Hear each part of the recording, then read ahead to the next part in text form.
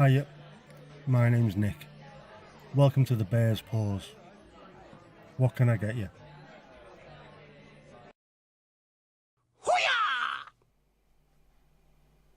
Hello, hello. Can you see me? Can you hear me? Can you let me know? That would be fantastic.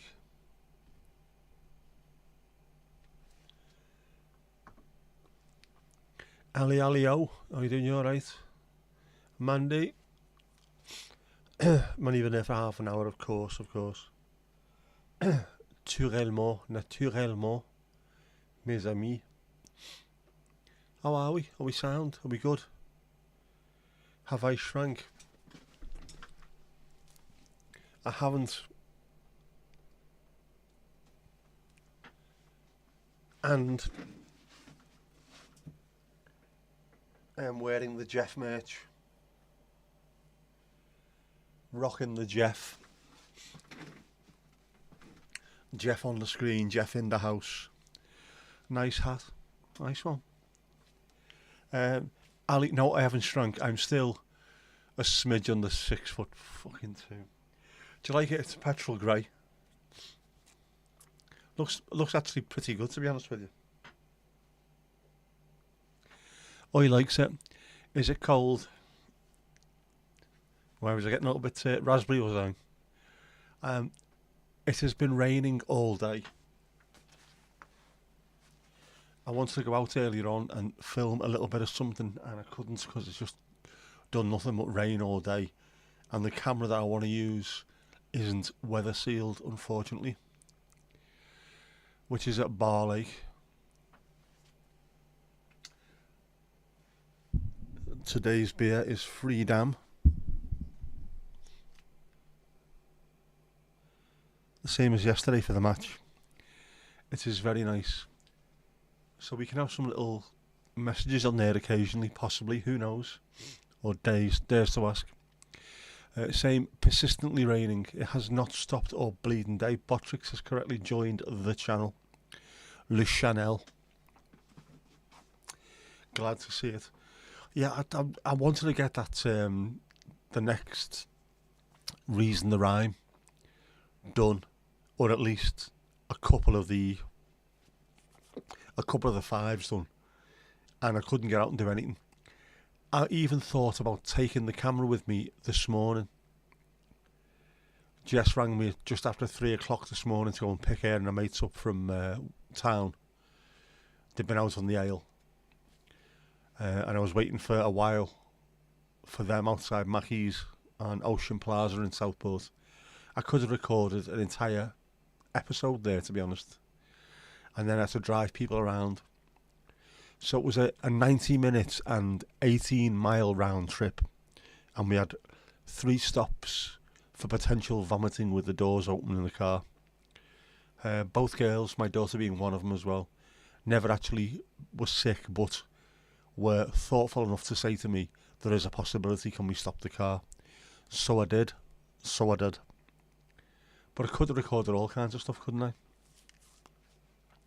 And I couldn't even go out and do my walk, so I had to get on the treadmill today. But I've hit my target. I have hit my target. The target has been hit. Ali behind the bar, not a problem. Piggly Ding hit. Oh.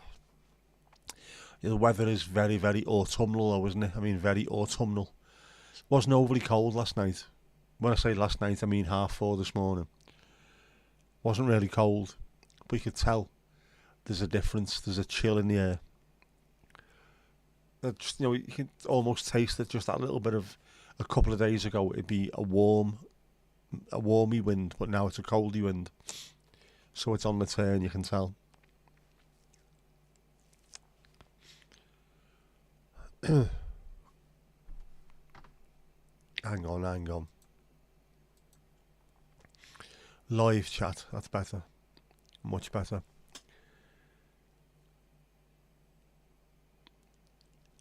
Steve, how you doing, bud? You okay? Hope we're all good. We are, apart from I think I've got a bit of a cold starting to kick in, which is lovely. Just a little one. An ickle one.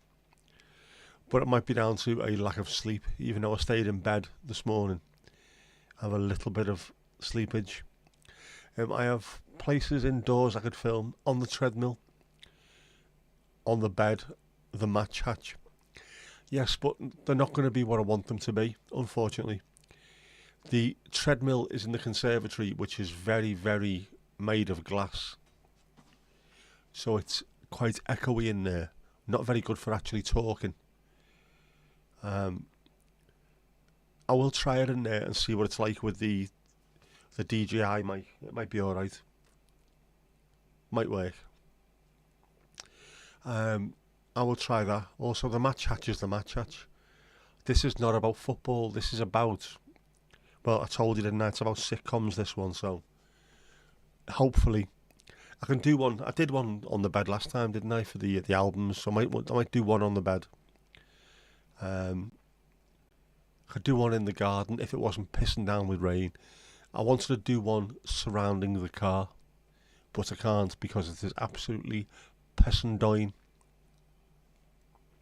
Yes, hiya, Alan, the Norfolk correspondent, doing remarkable work in the field, and Ruby Roo. Tomash, frankly, Mr. Shankly is indeed about rough trades, Jeff Travis. Hence the picture I was going to put up if I could find it.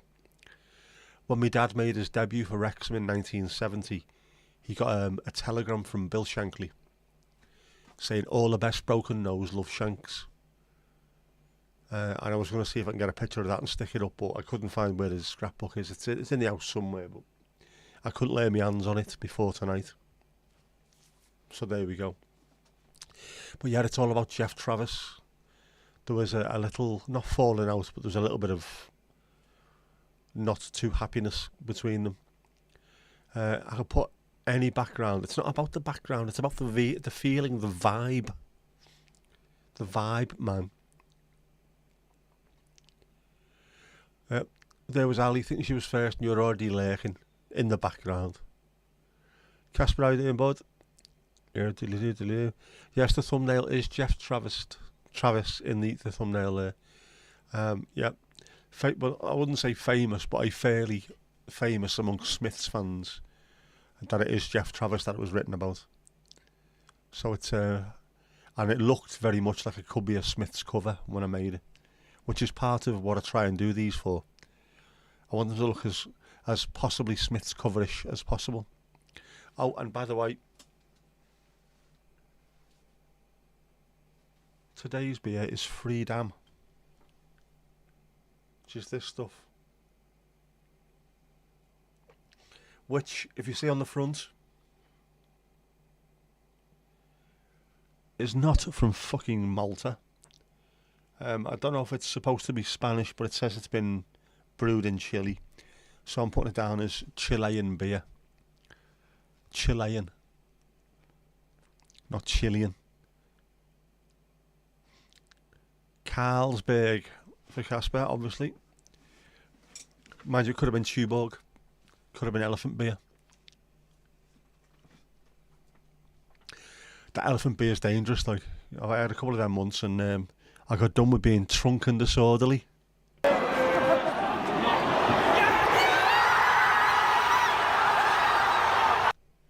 You're having that one, Dave? Just picked up Mrs. Tom from the train. She had the worst roast dinner she's ever had. Domingo wants the sky to stop crying. Poor sausage. We all do, really. Freedom. It is. It's very hoppy. It says on it it's very hoppy and very malty. It's got a completely different flavour to the Corona, which is a bit smoother, and this has got a nice bite to it. If you like a beer with bite, that's your stuff. Definitely a really nice taste to it. Ali sent me a picture of her balls. Controversial.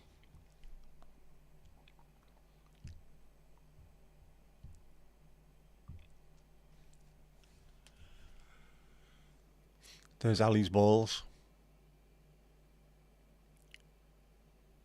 They look hefty. Hefty balls.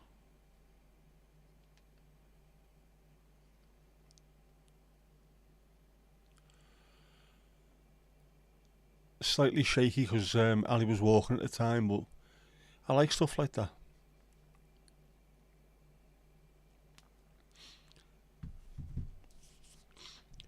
And if you like things like that, you should come to Liverpool.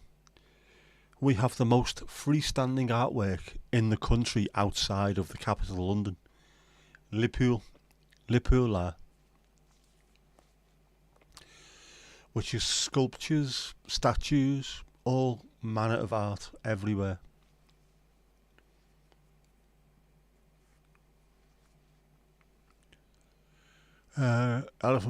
Elephant beer 7+%. No wonder getting hammered.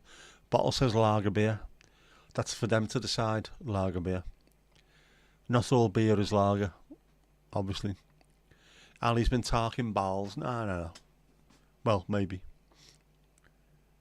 Not going to be here long tonight, Kirsty. Nobody's at all. Just nice seeing your name pop up as always. Your favourite Danish beers must be Slot's Classic. Slot meaning castle. Yeah, it does. Not just in Danish either. I think Dutch and German. Well, no. Schloss in German. I think it is Slot in Dutch though. Are the old cannonballs? I think they're a bit too concretey to be cannonballs, aren't they? They look a bit concretey, I think.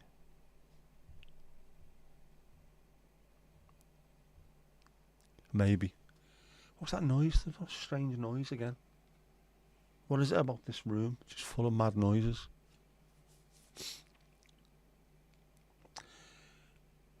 Apt song on the Dookie. Yeah, here comes the rain again. Never bleeding stopping. No rain in Norfolk yet again. I think we're getting all of it, to be honest with you, by the look of it. Makes its way across Ireland, Wales, Northern England, and then just once it goes past Newcastle, it stops apparently. Because even the Dutch aren't getting it.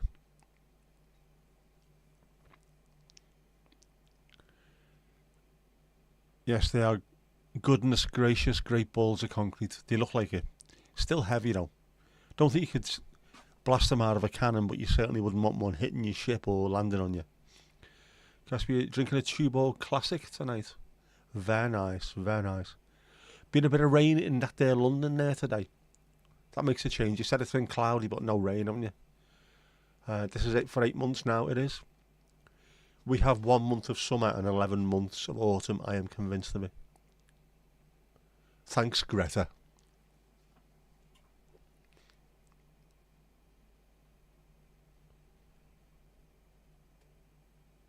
Massive thunderstorm last night, so it's after a while that's what happens, isn't it? It just builds up and then all hell breaks loose. No rain where you are, Ali. What? It's fucking Ireland, of course. It rains indoors in Ireland. Bloody hell, come on. Mandy, you're still waiting for the summer. Well, listen to the undertones then. Should always listen to the undertones anyway. Getting a lot of rain and thunder tomorrow. I've got a feeling we might be getting more rain. It's one of those days today where it said it'll rain, light rain for 3 hours, and then as the day went on, it went slightly heavier rain for 5 hours, and then just it's going to rain all day long. Change your name to Noah and get building sunshine. Any chance of a Fax Condi? Fax, I forgot about them.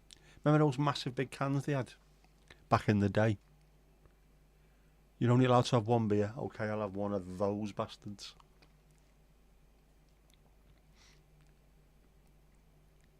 That was back in the day when I used to drink beer. Proper beer.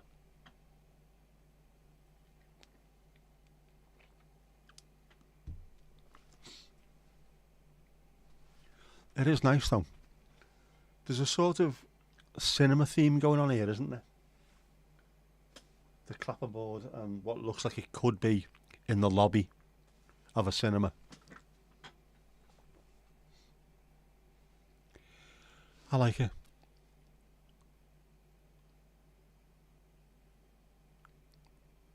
What's the crack with the extension? How are we getting on with that, Steve? How's the extension going? Are we sorted like a Manchester postman?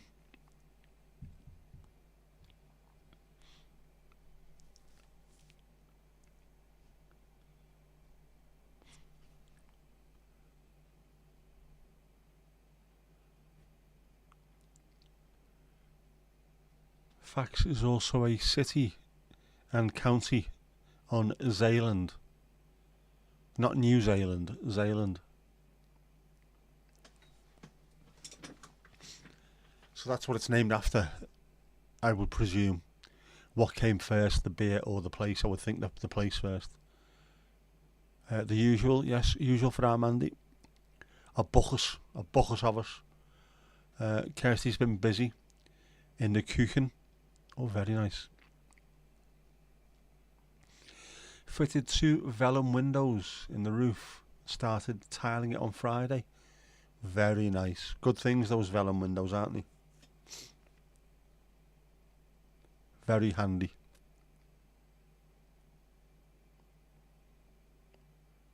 Good to let a nice bit of natural light into the building as well. Always needed.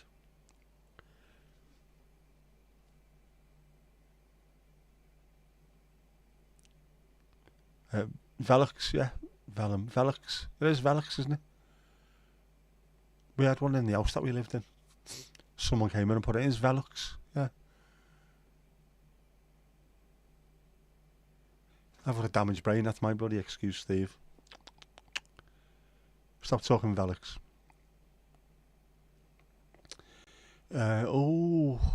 Donuts. Are they donuts or Jonuts? I still can't find Jonuts. I still haven't been to Sainsbury's because I'm an absolute tit, obviously. Also, the nickname of John Faxi Jensen. Johnny Jensen. There was T-shirts made at Highbury, it would have been, wouldn't it, back in the day, at Arsenal. With I was there when John Jensen scored, because he hadn't scored in like 6 million games. Still nowhere near as long as Tony Hibbert, but you know, we didn't make T-shirts about that. We just made a fuss about it. We need more of those players. Players with bubble perms and moustaches, not full beards and moustaches, just a moustache. There's not enough of that. There's not enough of proper pervy movies anymore. We need more of them. Yeah, I remember we played Arsenal away. I can't remember how we got on. We probably got beat. I was saying that, I seen us, we drew 1-1. Dave Watson scored an absolutely amazing goal. The Dave Watson, the centre half. Don't think it was that game, no. That must have been, or was it?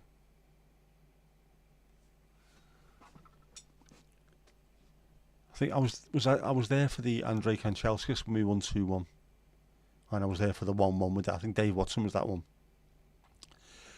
Where I'm sure that was the day they were selling T-shirts outside.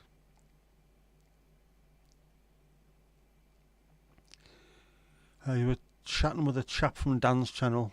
You were saying you have a chocolate bar called Toffee Crumble. We have a Toffee Crisp, don't we? What's a Toffee Crumble? Apart from, that's the back four, the Everton back four, obviously. A Toffee Crumble.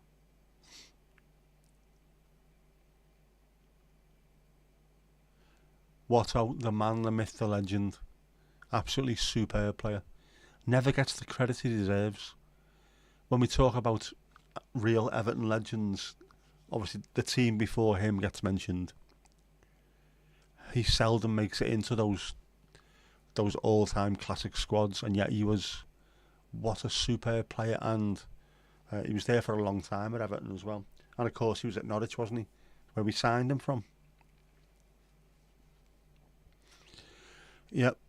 The great story about his transfer to Everton, they missed the deadline, so wound the clock back in the room and took a picture. That is genuinely true as well. Back in the days. Look, we signed him. There was an issue with the fax machine, honest. Not like Everton to mess around with things like that, is it? You have a chocolate bar called Yaki Bar there, and wine gums called Spunk. Loved Spunk as a child. I have seen them, not just on the internet. Somebody in our work had them. They had the licorice Spunk, which was being handed round the office with want and abandon. The entire office was happily chewing away on Spunk all day. Toffee crisps are boss. It has to be said, they are. Even the mini ones, the little tiny ones. Bite size, my baboon's ass. They are just swallow them down in one go. Yankee Bar.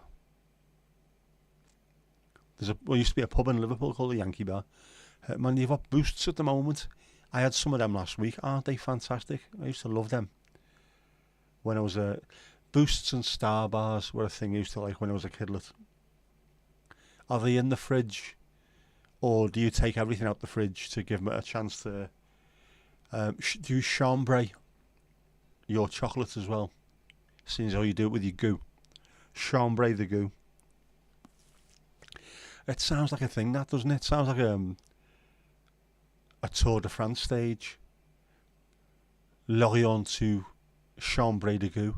I'd go and watch that, in the mountains.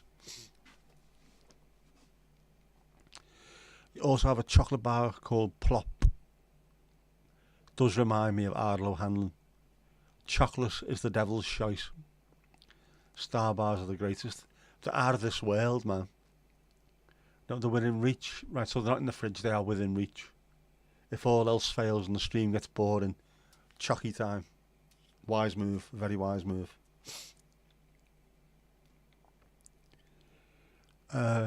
Ali, you like your chocolate room temperature? A lot of people do.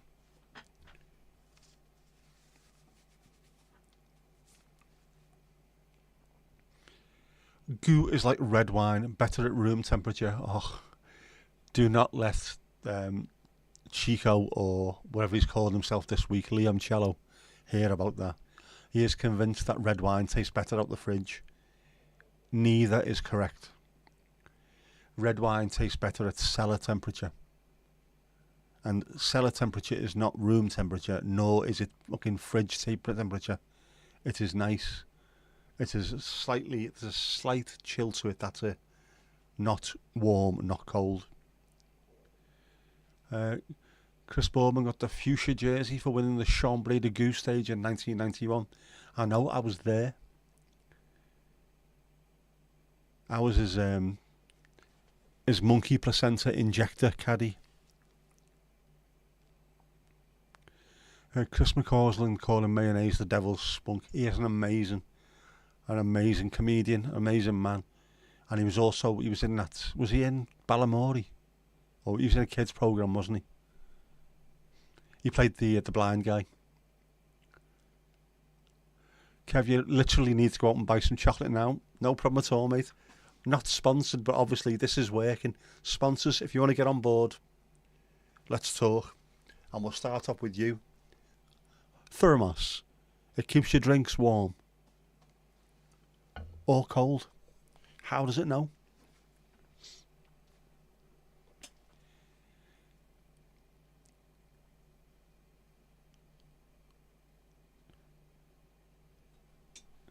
Going to have to ask him to send a picture of that toffee crumble. You're going to have to.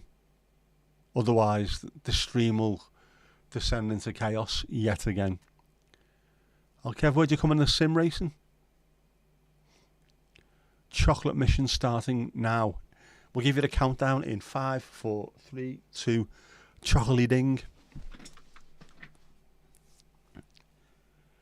Toffee crumble is not a thing. You've googled it. You are upset. You're upset. I am apoplectic with rage. Apoplectic with rage, absolutely. What's your favourite chocolate bar? Have you heard of a toffee crumble? No one has. It doesn't bleed and exist. Get him to send a picture of it. Casper, you're having pains. Oh, chocolate. Have you heard about the doctors? See what they say. Whatever pains you're suffering from. Oh, pan au chocolat. I do like a pan au chocolat. Get sponsored by Goo and commission a Goo spoon. I should do that. We mention them in every single stream. I want a Goo spoon. I also want one of those Hellman's ones. And they're only available in the States, apparently. But I want a Goo spoon. If not, I will buy a 3D printer and we will make one. As Jed as my witless, we will make one.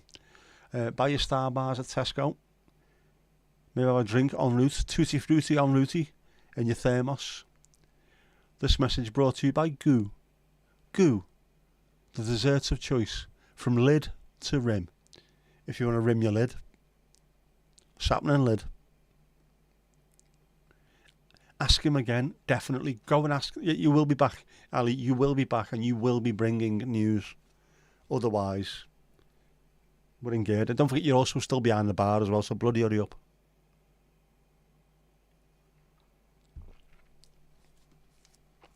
Oh, there's an old jar of something called toffee crumble. A quarter of toffee crumble. Would that be one big sort of tablet of toffee which has been smashed with a hammer? With a toffee hammer, that's what they're called. And then you lash it into a sweetie jar and snotty-nosed kids go and spend their pocket money on it. Waifs, strays, and the in-betweens. I've been fucking exhausted tonight. Really have. But Rise and Damp has been on TV all day long, despite the fact that I've got the box set is there. Where is it? It's there. I don't know, because it was on TV, I couldn't not watch it. I had to watch it. It's been superb, with a capital poib. You have a chocolate brand called Tom's and a crisp brand called Kim's. Tom's. They look like animal feed pellets. Don't know about you, but I'm horny for sweets now. Reading that, get me the animal pellets. Oh man, no. Like rhubarb and custard sweets. Pellet. Definitely call someone a pellet this week. I like when people use just random words to slag someone off. Calling someone a pellet. Brilliant. Really good in the Scouse accent as well, I would have thought. Anything like that. What are you playing at, you fucking pellet? You marlad on toast. Strawberry bonbons.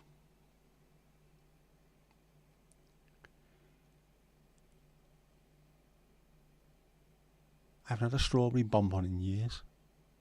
I haven't bought a quarter of anything in years. Nothing at all. Not a single thing. Tom's is there. Well, Cadbury is in Britain and Melka is in Germany. Right, I didn't realise they were all connected. Mind you, Cadbury's owned by Kraft now, isn't it? The Americans. So you would have thought they would have had people all over the country, all over the world. Different countries all over the world even. Not enough values in bonbons by weight. When you go for the pick and mix, do you go for the heaviest things? Don't fill up the bag with flying saucers and flumps. Get the heaviest buggers in there. Or, if you're getting flumps, put them in the bottom, then get a shitload of heavy stuff on top of it, to the point where the bag is groaning. People actually think about stuff like this. So I'm led to believe.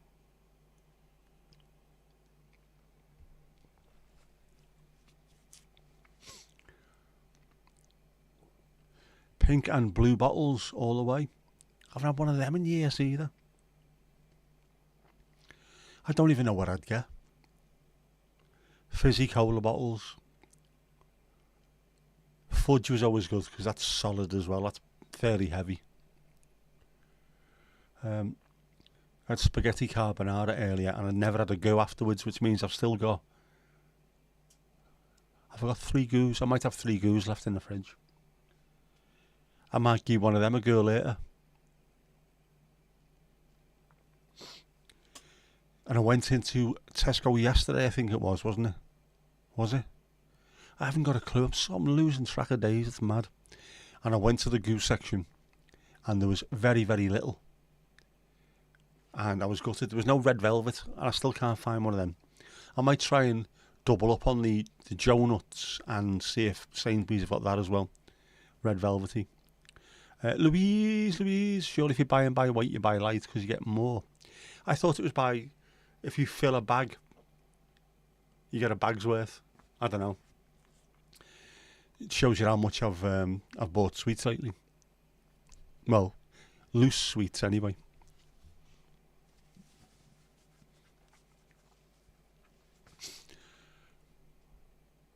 And now all of a sudden I want a quarter of licorice torpedoes.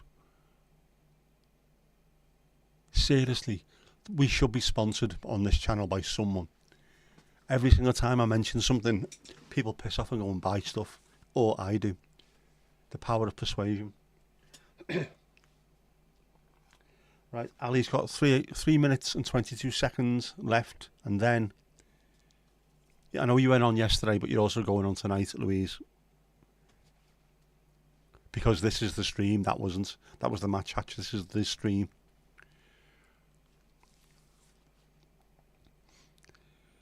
Wilco used to do pick and mix nuts, bolts and screws, pay by the size of the bag. I thought that's what pick and mix was these days. You get your bag and just you fill your bag up, and one bag cost X amount. Didn't realise it was by weight. Cough mixture. Could get sponsored by cough mixture as well, couldn't we? By Cavonia. Right, Ali, you've commented to ask him about the toffee crumble. Louise, have you heard of toffee crumble before?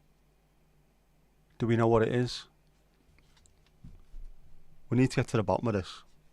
Otherwise, I won't sleep tonight. Who am I kidding? Of course I will. Right, so this is what it was, yes.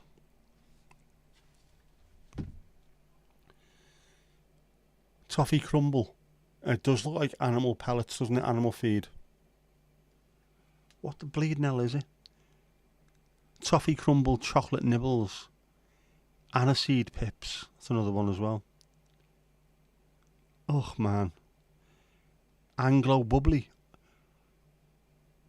Bloody hell, remember them? We were talking about them the other week and I couldn't remember what they were. Anglo bubblies.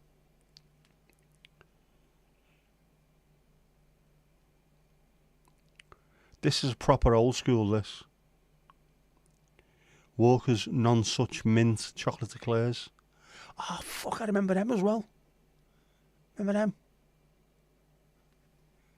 All our yesterdays.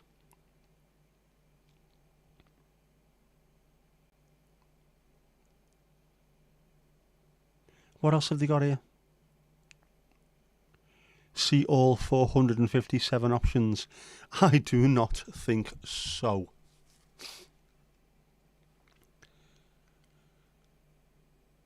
Casper, your birthday is Friday the 13th this year. Ooh. I suppose that's likely to happen if your birthday is on a 13th. It's always likely to fall on a Friday at least once during... I can't even work it out in my head. Once a decade at least, I would have thought, wouldn't you? If it's by bag, sherbet pips all the way. Isn't that an old TV show? Sherbet pips. Sounds like something I used to watch when I was 4. Hello, Johnny. Hello, sherbet pips. Are you okay? Winter mixture. You have a sleep, Steve. Another hard day today, mate. I've been out and about on the beach with Chruby. Yeah, that's what he meant. Beer for Louise. Do you want to flate with that, love? Next. Piggly dinged. Do you look like suet bird pellets? Do you do? Don't look particularly appealing, really, do they? Unless you are a Boyd. A Boyd of Paradise. He did say toffee crumble ripple. You can taste those Anglo bubbles now. I can as well. It had a proper taste all of its own, didn't it? I was trying to think what they were the other week and I thought Hubba Bubbas, but the back of my mind I thought that's not right. It wasn't. It was Anglo bubblies. I remember them.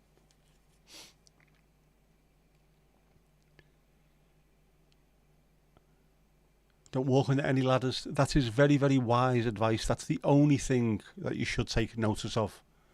Shoes on tables, umbrellas indoors, all absolute bollocks. But don't walk under ladders because someone up there with a paint pot could drop it on your head, or it could fall and the entire ladder could fall on your head.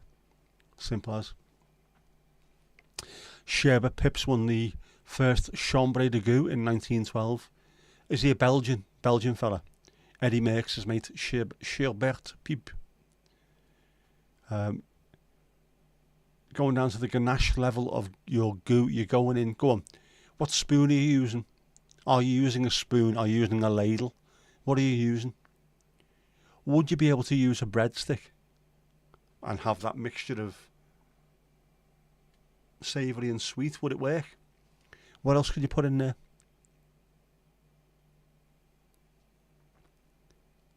A day of rest for you, Steve. You're still half asleep. I'm not surprised, mate. You've been working hard all week.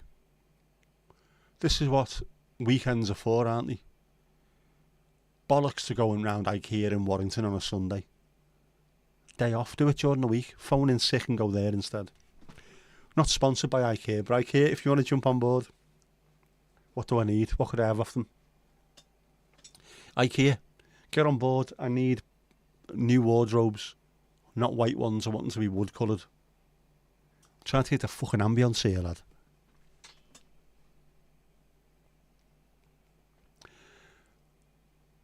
Yes, one day indeed we will. Godspeed indeed. One day we will indeed get you a spoon. I will make one if need be. I've got skills. They're multiplying.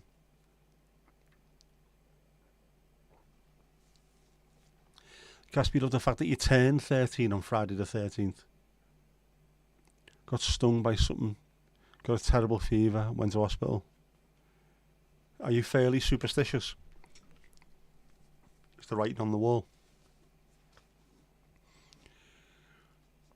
It's a sight to behold, you managing the ganache level without a spoon.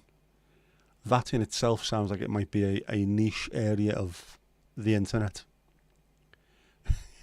Should film it, Mandy. Should definitely film that.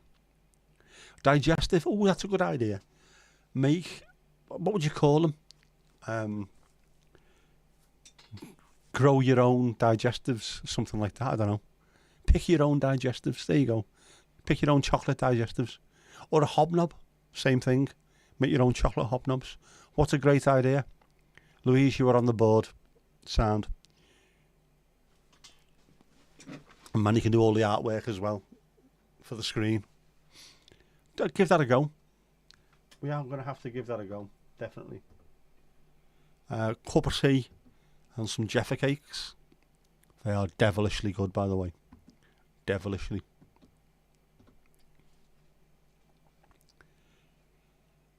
Not superstitious at all. And a year at the inner mission boarding school didn't make you religious either. Yeah, I'm the same myself. Not remotely superstitious. Mind you, I am an Aries and we are naturally sceptical.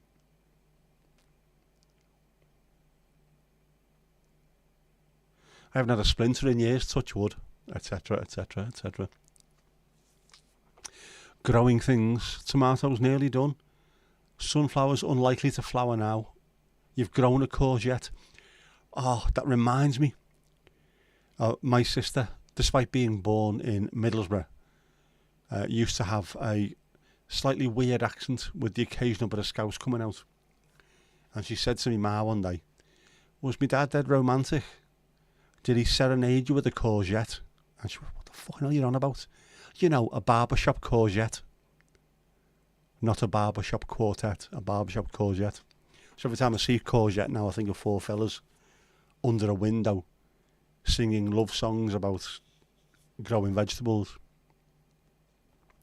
She's the same girl that thought that an octopus has 8 testicles. When I said that was a load of bollocks, she went, no, it's true. Thick as fucking mince. Note to self, eat the ganache at the same time as the mousse bit. It's designed specifically for the whole thing together, isn't it? All in one go.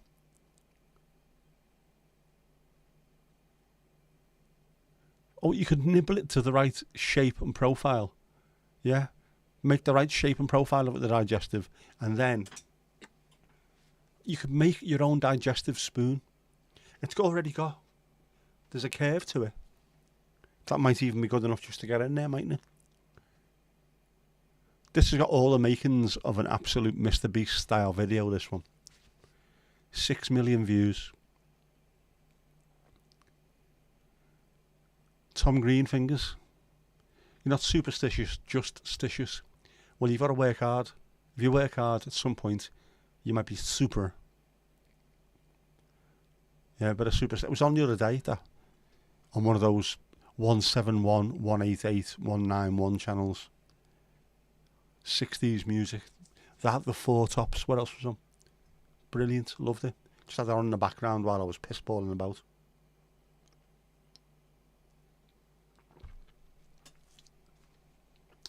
Yes. Being Welsh, you should know LL, shouldn't you? Lessons learned. Get right in there. I thought for years LL Cool J was a Welsh fishing village. Is this thing on? Once laughed at you, Don died laughing at your sister. She insisted a cow's got 4 udders. Mad, aren't they? Siblings. My sister almost burned the house down while the pub down the Derby Arms in Aylwood. Trying to make herself some warm milk before bed, she poured a pint of milk into the kettle and put it on. Fucking smell was horrific. Kettle got launched, but it took about 3 days for the smell to go. Takes after me mum, to be honest, though.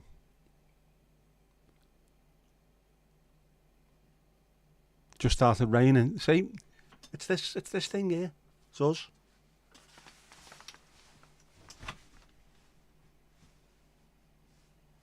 Yes, it's raining outside.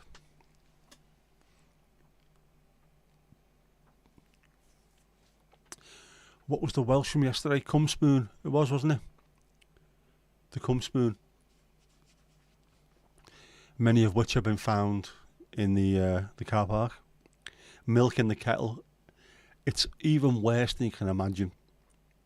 Well, I didn't know. Fuck it. Doesn't take a genius to work that one out.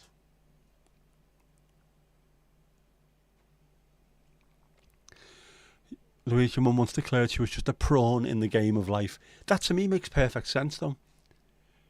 Because prawns are only little tiny bottom feeders, aren't they? So the big fish come along, eat the prawns. The bigger fish come along, eat them. The sharks come along and eat them. Makes perfect sense. I mean, obviously I wouldn't want to play chess with one, but I quite like that one. I'm going to start using that instead. That round reminds me of the IT crowd. With the damp squid. And the pedal stool. You put me on a pedal stool. Some great stuff like that. My auntie for years thought the young ones was I need you, you need me, old MacDonald, can't you see? I think it sounds better, to be honest with you.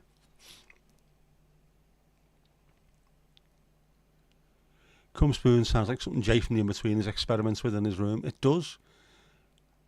I would like to drive through there at least to get a picture of the road signs.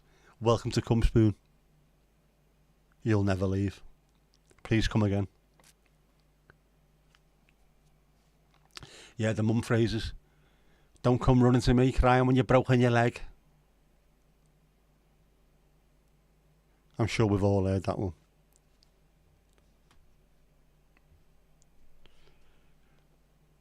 Can I have an ice cream? I'll give you an ice cream. That's the fucking point I was asking for, you daft bastard. Wait till your father gets home. He's in Japan. He's not coming home for a while, mum.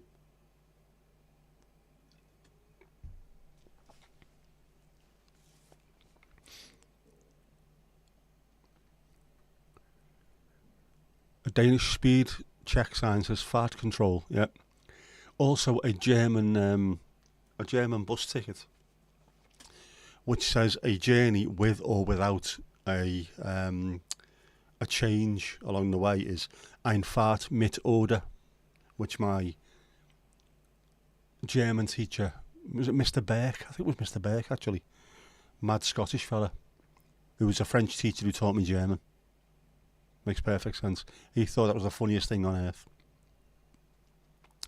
Cum spoon welcomes careful drivers. Absolutely. Cum spoon neighbourhood watch. Come on, this genuinely, that sounds like a Half Man Half Biscuit song title, that, doesn't it? Cum spoon neighbourhood watch. I think, have I got... I'm not to actually search myself now. This is how much of a knobhead I am. I tweeted a shitload of stuff I made up as Half Man Half Biscuit lyrics.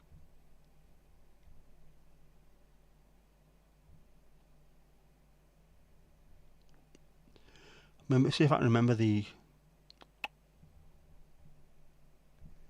hashtag. Oh no, come on.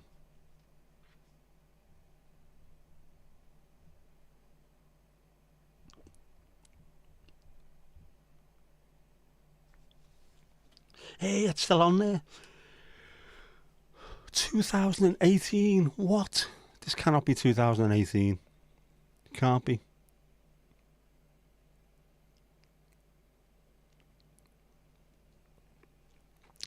I was a genius. I was a genius.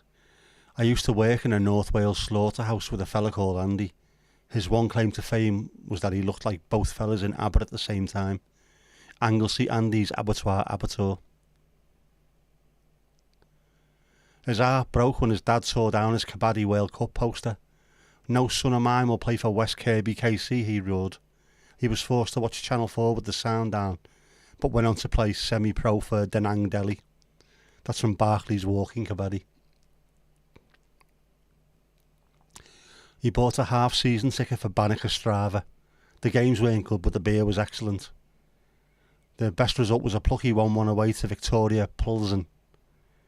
He gave it up after falling foul of some Bohemians ultras. I could have been in that band. The Icelandic thunderclap loses its power when it's performed by 12 forklift drivers on the terraces at Solihull Moors. The match result abandoned due to ennui. That's from a song called Carlos Vanarama.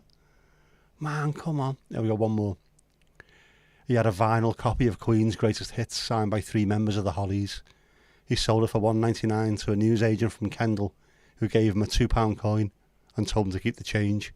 That's from Car Booty Blues. Man, I've got to make... Now that we've got AI, I can make these happen. I can make them happen. Is there any more than that? There's got to be. The hashtag is half Tricadelic, half biscuit. If anyone's interested.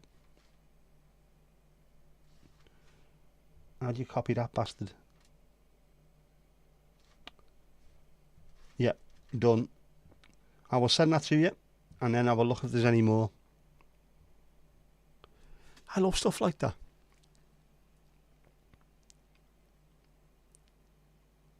Yeah, another mum phrase. If your mates jumped off a cliff, would you? And when you go, well, yeah. You're a bloody idiot, aren't you? That's your fault, isn't it, mum? You brought me up. Shut your mouth. Yeah, shut your mouth and eat your dinner. But I can't. Louise, you once swore at your French teacher in Italian. Of course he spoke both, of course. Savour him through the week.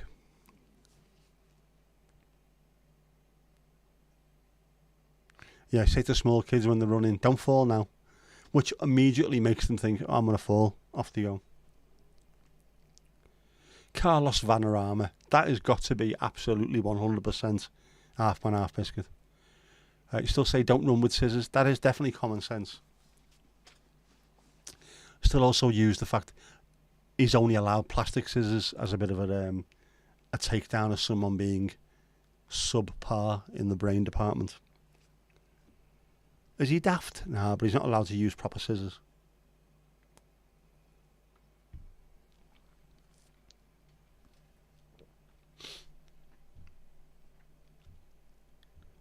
Marveloso.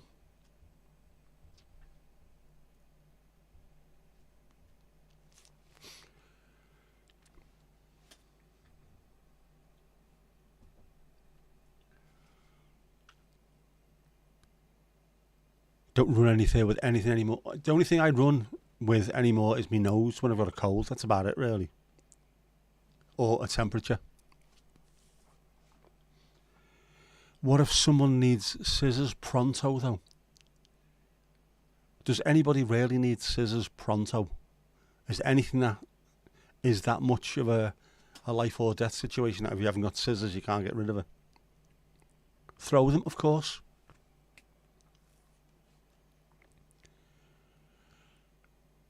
Here you go again. Aforementioned mother seems to go out with a guy in the band playing now.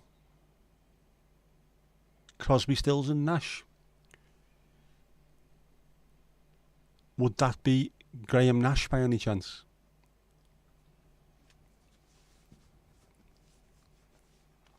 seeing as though he is from Manchester in the area. What the fuck? What's that?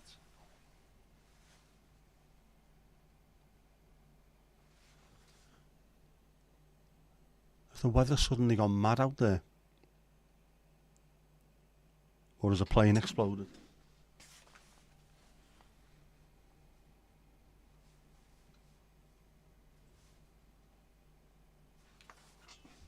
Such a strange sound.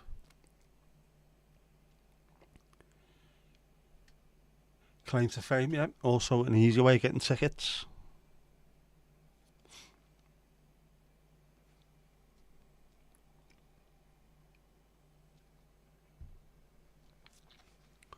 Jinxie.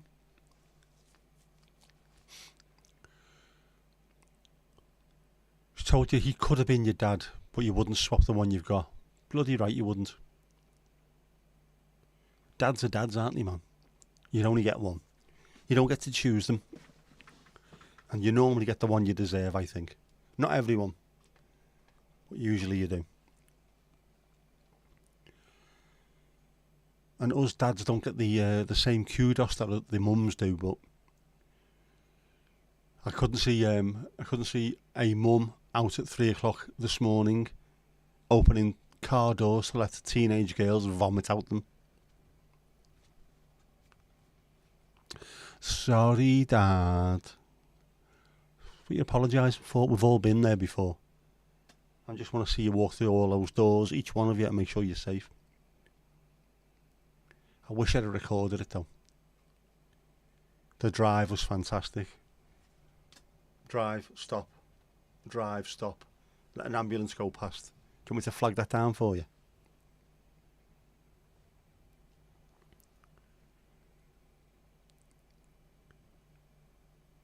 Oh, it's Sunday, isn't it? It's not even Fat Club, we can't talk about that. How's it going, J-Lou? How are you? What about you?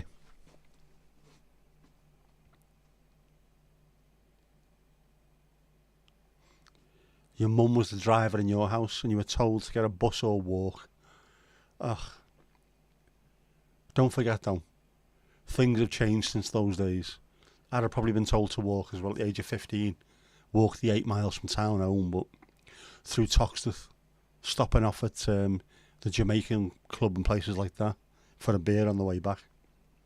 Wouldn't let my daughter do that, not a chance. Future blackmailing purposes. Nah, I wouldn't do that. Bastard, I forgot. Yeah, I need the kidney, so I'm being nice. Yeah, good question. Jinxie, is it dry with you or things somewhat moist? Ali's days are bowing. Casper's getting wet and is sharing his spunk with us. But you're going to have to chew before you swallow because it's quite tough. Steve's absolutely velexed. I'll be velexed as well.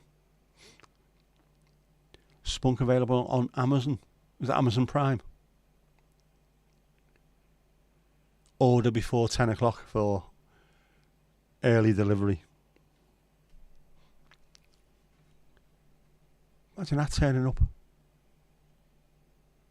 He's eight stops away. Not sure I want it now.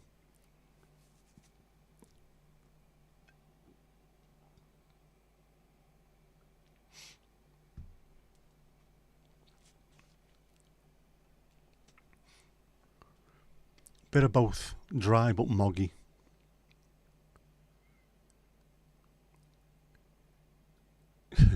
Give me a kidney or the video goes on the channel. Yeah, give me the kidney or the reputation gets it. I wouldn't do that. I wouldn't do that. I have far more than that already. Yeah, Amazon Spunk, 8 stops away. Edgehill and Southport. You can get off at Edgehill, obviously, but then you don't get the full delivery.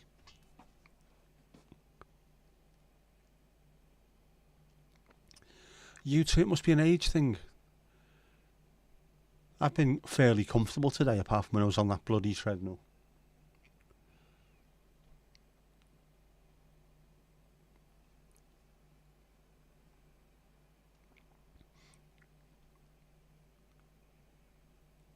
Who wasn't booked in a car, full drunk. I can't remember what it feels like to be drunk anymore. Isn't that weird? I thought I was doing alright, and then someone who I follow on Twitter earlier put on how many days he's been sober. 4,000 odd, whatever it was. For 12 years. I think, fucking hell, man.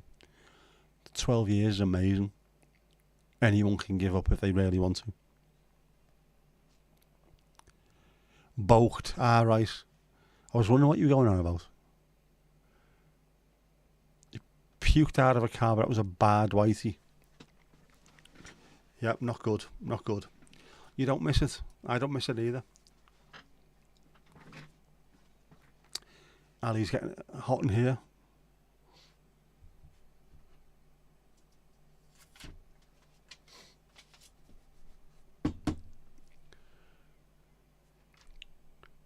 And Jess has sent me a schedule for next week.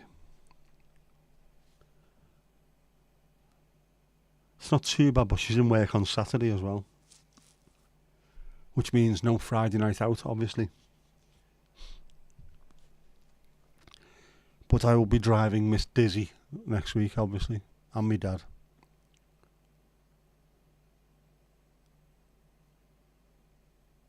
Jenksy, you've had them too. A nice cocktail, of course. You seem to remember hanging someone out of a car rather, to puke while it was moving. Good old days. Luckily, I mean, my daughter and her mate were both feeling sick yesterday. Neither of them were actually sick, but both times, well, all three times, both of them said, "Can you stop the car?" And they opened the doors. Yeah, of course. Thanks for asking. It's nice to don't just vom everywhere and go, "Oh, apologise. I was feeling sick. I should have said stop, shouldn't I?" Yeah. Am I not off next week? I am off. I'm off work next week anyway.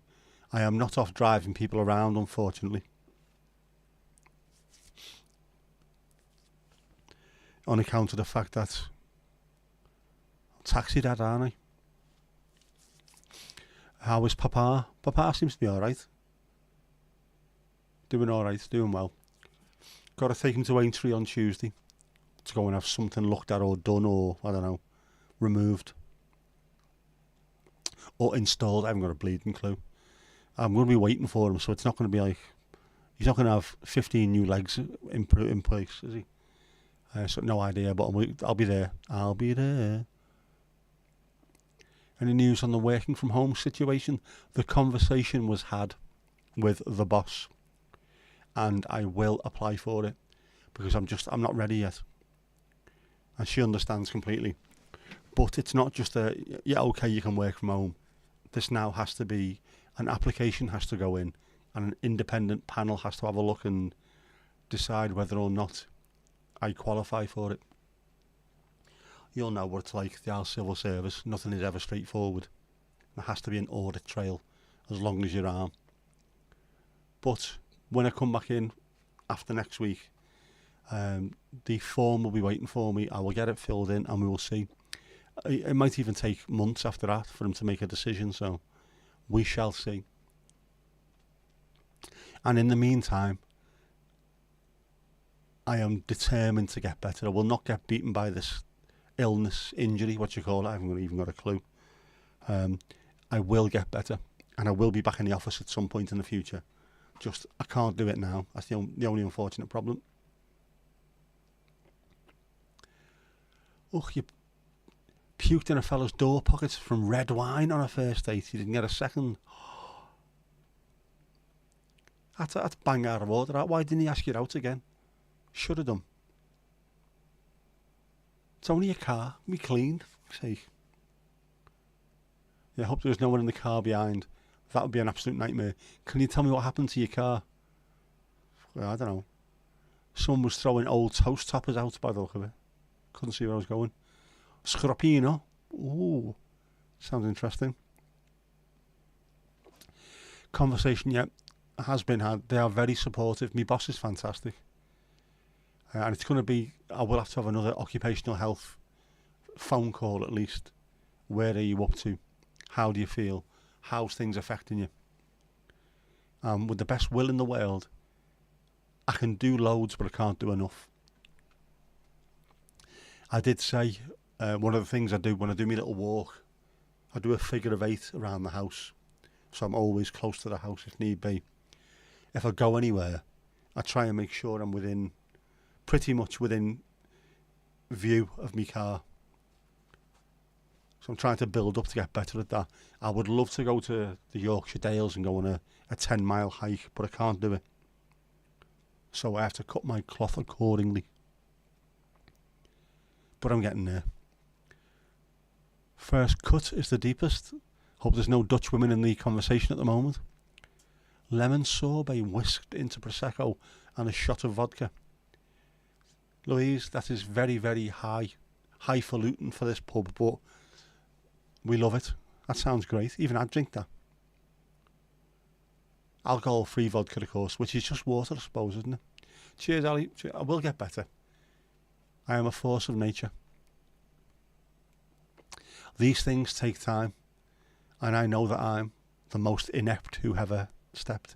Getting there, though, definitely.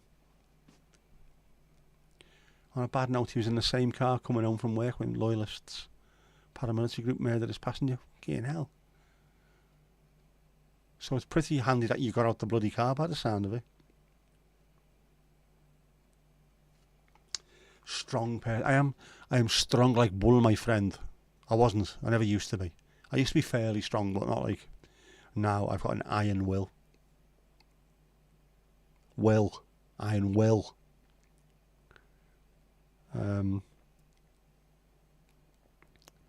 Getting there though. Yeah, I won't. I'll never get back to normal because I was never normal in the first bloody place. Why is there only one Monopolies Commission? Very good question, Jeff. It's horrific. Growing up there must have been bad at times, I can imagine. Even if, for you at the time, it didn't feel like it. Just 'cause it's what you know, isn't it?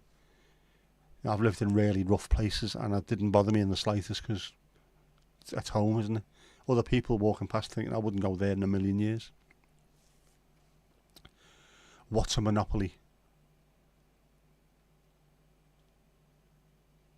And why is there only one of them? Yeah.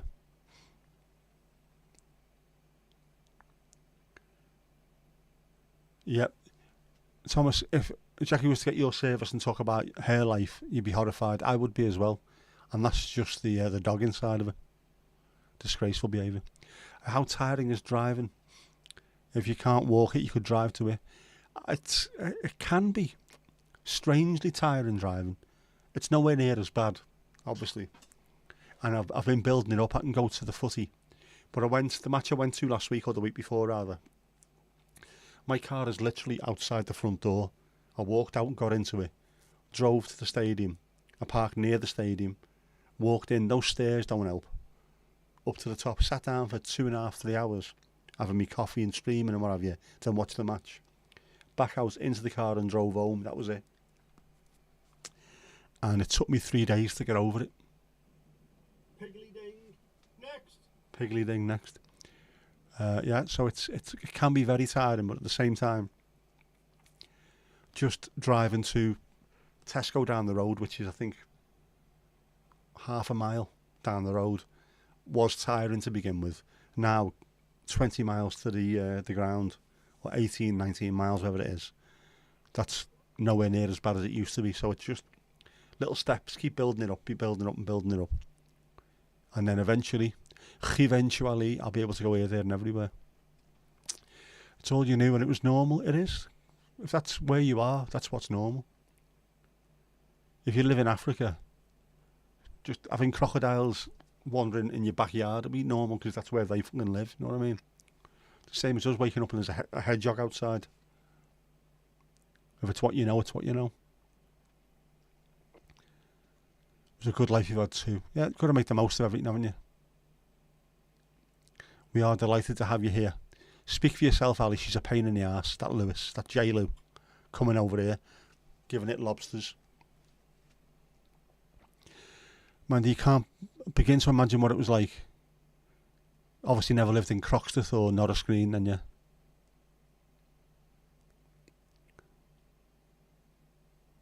whole country was affected. It was normal. Yeah, it is, isn't it? That's the problem. That's the problem. The fact that it's seen as being normal is the issue. Hang on, no. Where am I?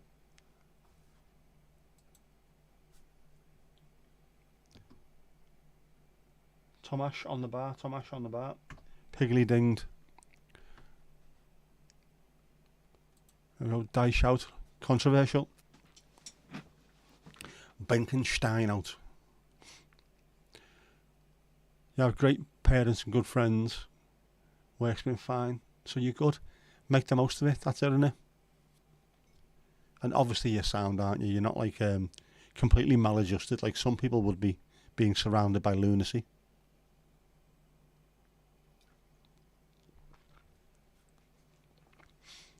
Very pleased to have met all us crazies. Right back at you, Cleopatra. You found your level, haven't you, really? That's what that is. What does she want? Hang on.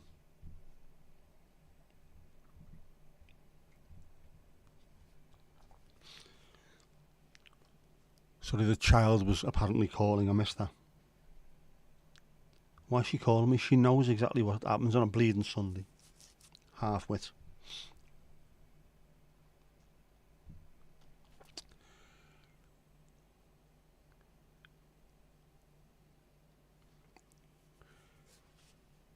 Your sister from another mister.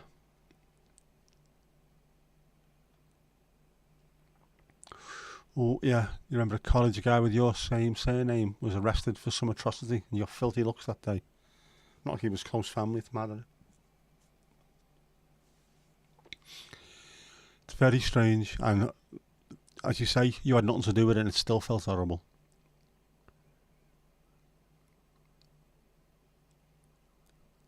We were still living in the Netherlands when the Heysel Stadium thing happened. And that was rather strange. Being from Liverpool, being English for a start, and then being from Liverpool, trying to explain to people I'm not a Liverpool fan, I'm an Everton fan, I'm fucking 12. Nothing to do with me. Strange. Bloody English, the English disease.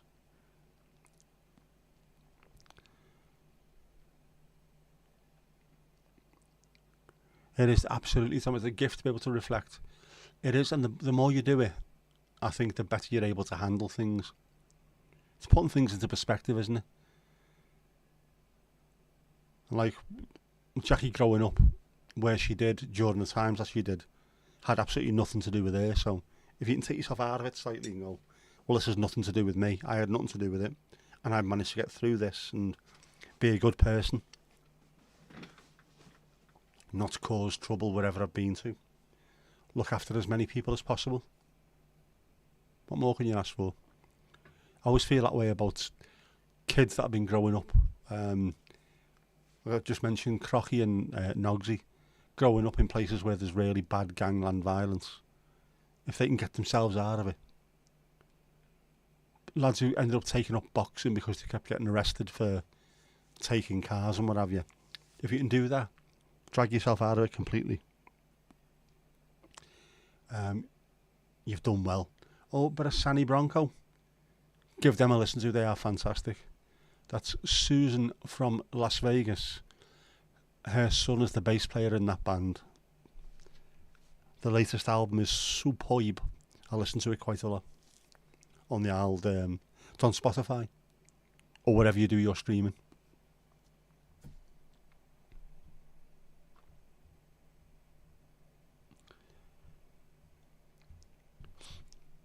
Right, daughter dealt with.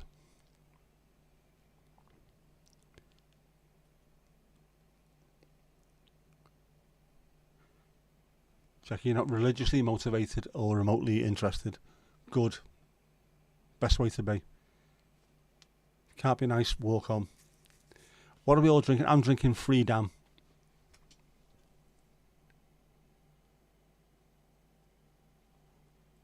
Not from Malta. That actually means malt, by the way.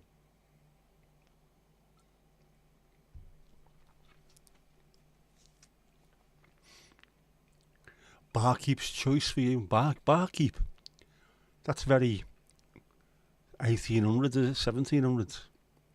pint of, or flagon of your finest foaming ale, please, barkeep. A juicy juicy cocktail. Mocktail for Ali, and this time some Horn cocktail crisps. They're almost in the right place, aren't they? Almost. Hang on, where are they? Oh, I can't change these now. I just need to move them up slightly. I'm going to take a picture of that now so I know where they... No, I won't. Yeah, I will. So I know where they are in relation to the chat and thing.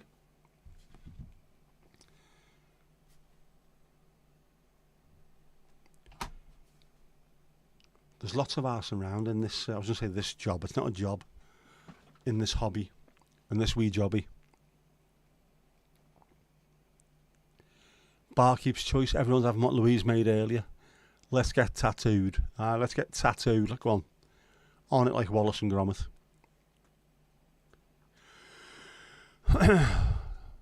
There's always the ability to give Ali the horn. Come on, we know that.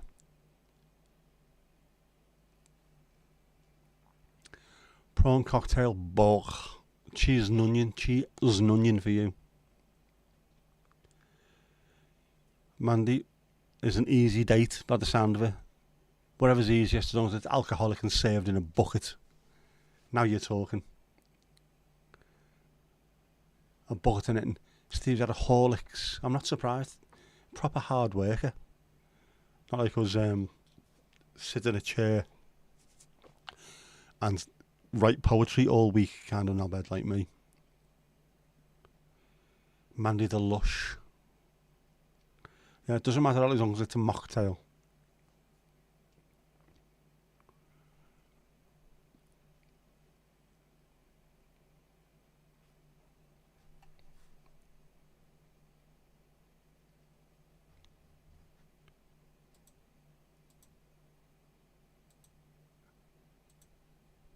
Hang on, I think I might have just hung for a second on that particular chatty thing.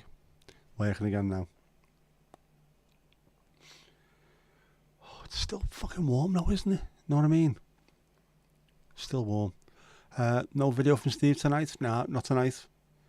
Not tonight, Josephine, not tonight. Oh, Ali, you're getting a football special from Donegal as the mocktail base.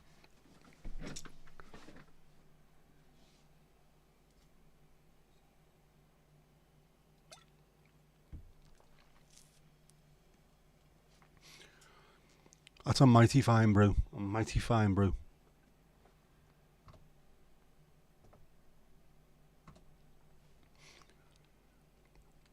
Right, well, it is a Sunday after all, isn't it? So we're going to have to go and see what Jess has to offer. Jeff, okay, now.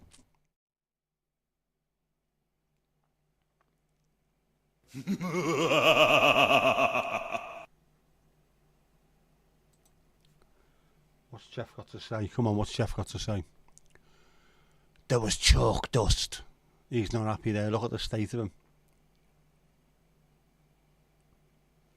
I'll show you what's wild, mate. Why is he so pissed off this week? And why is he playing so many games? Take one more pawn and I'll stripe you, you bastard. He needs to fucking relax, man. Chill.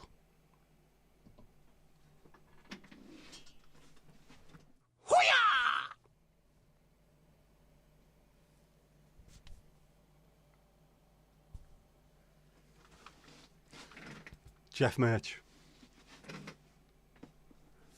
Why is he so angry? Why is Jeff so angry? Who hurt him? Who's done that to him? Relax, man. It's only a game. What's the dearest drink in the house? I think we may have some bottles of Veuve Clicquot. Not Verve, Veuve. Who was we call them now? Huey from the Fun Living Criminals used to call it Veuve. 3 bottles of Veuve. No Boogie Gorilla tonight, no. Unfortunatamente.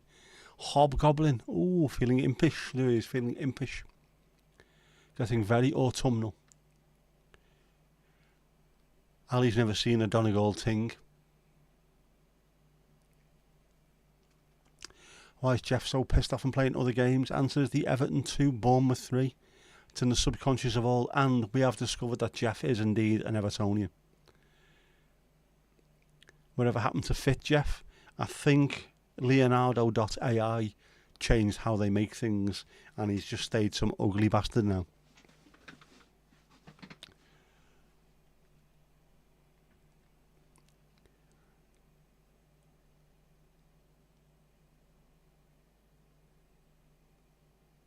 A local special, apparently a delicacy. Oh, at the Burnley Social Club drinking all the Benedictine. What's a hobgoblin? It'll be a beer, won't it? Hobgoblin bitter. Hobgoblin, I think, do alcohol free as well. I'm sure I've had one of them before. With a proper old school label on it as well. A proper beer, not a lager beer.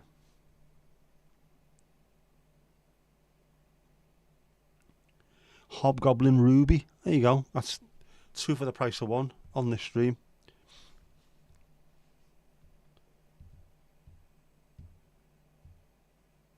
Open up your bugger. That's in Tesco, they've got it. I can't drink it though, it's got alcohol in it.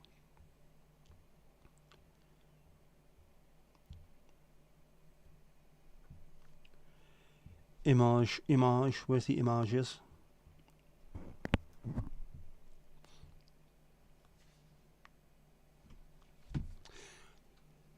There you go, Hobgoblin, legendary ruby beer.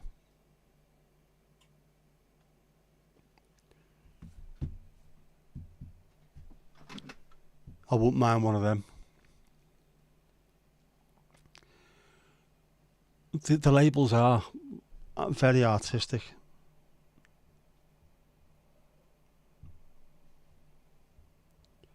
That one I particularly like. From Witchwood Brewery.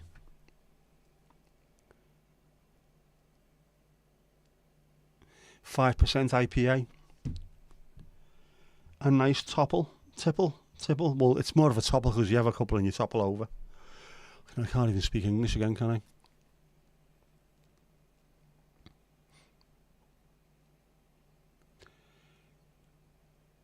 Benet and hot is really good for gut rot. Is the Benet like a digestif?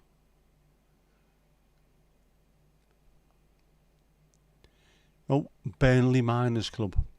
What's gut rot? If your stomach is playing up because of what you've been drinking. It used to be in our place, it'd be a brandy and port mixed. You'd have that and that would cure everything. Or soda water. Get a glass, Angostura bitters, swizzle it round so it's laced to the side of the glass and throw the rest out. And then some soda water into it. That was all you needed, really.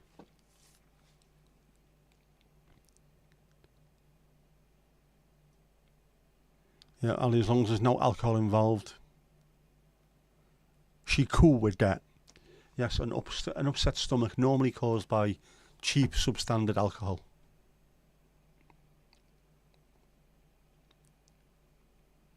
Ali off the ale. Ali doesn't touch the ale.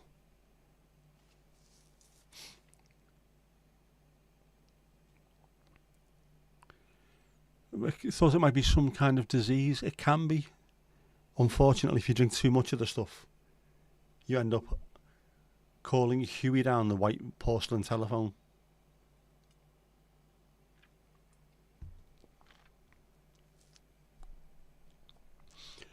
Like my daughter almost did last night.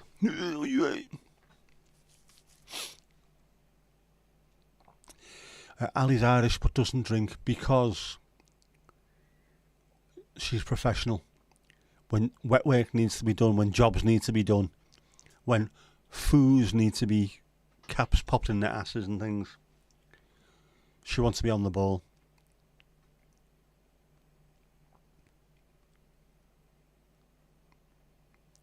She is a paragon of virtue, an inspiration, exercising and not drinking. All envious here. You've been there many times before with Drinks and Blow.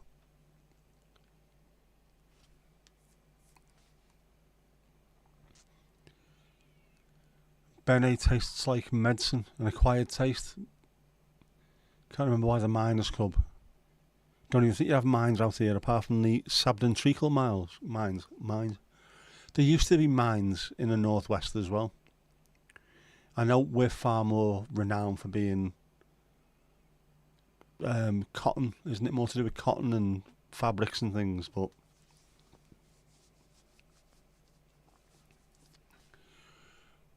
we did have mines. Mines are available in the northwest too. You like a digestive Underberg?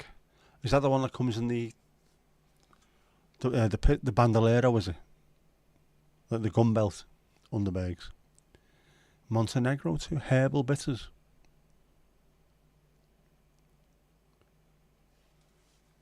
When you were younger, you tasted some alcohol. Never liked it. Your dad doesn't drink either. That's a huge thing. If your parents don't really drink, there's a good chance that you don't drink. Mint helps you. Supposed to, isn't it? Supposed to be good for the stomach. Why do you just think of the Wheel Tappers and Shunters Club? Because that's sort of... It sounds like it, doesn't it? Sabden Treacle mines, and you want to come on stage, your own, your very own. That kind of thing. Lots of mills because of the damp air. Stop the cotton threads snapping when weaving. There you go. I did not know that. Makes sense though, doesn't it? Makes sense why so many of them are around Greater Manchester, if that's the case. Lots of damp air around there.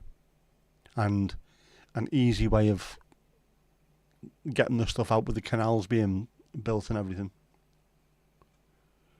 Lancashire was known, world famous for its textiles.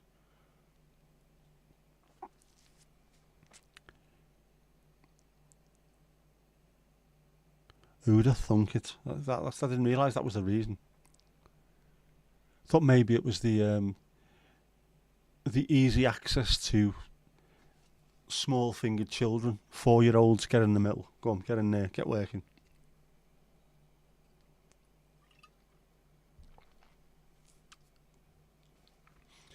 Get on the spinning Jenny. The ravelling Nancy. Where else was it? Leeds Liverpool Canal runs right through here. It also runs just up the road from me as well, actually. You'd think it'd be a really short canal, wouldn't you? But it's not. It goes all over the world. Very, very north.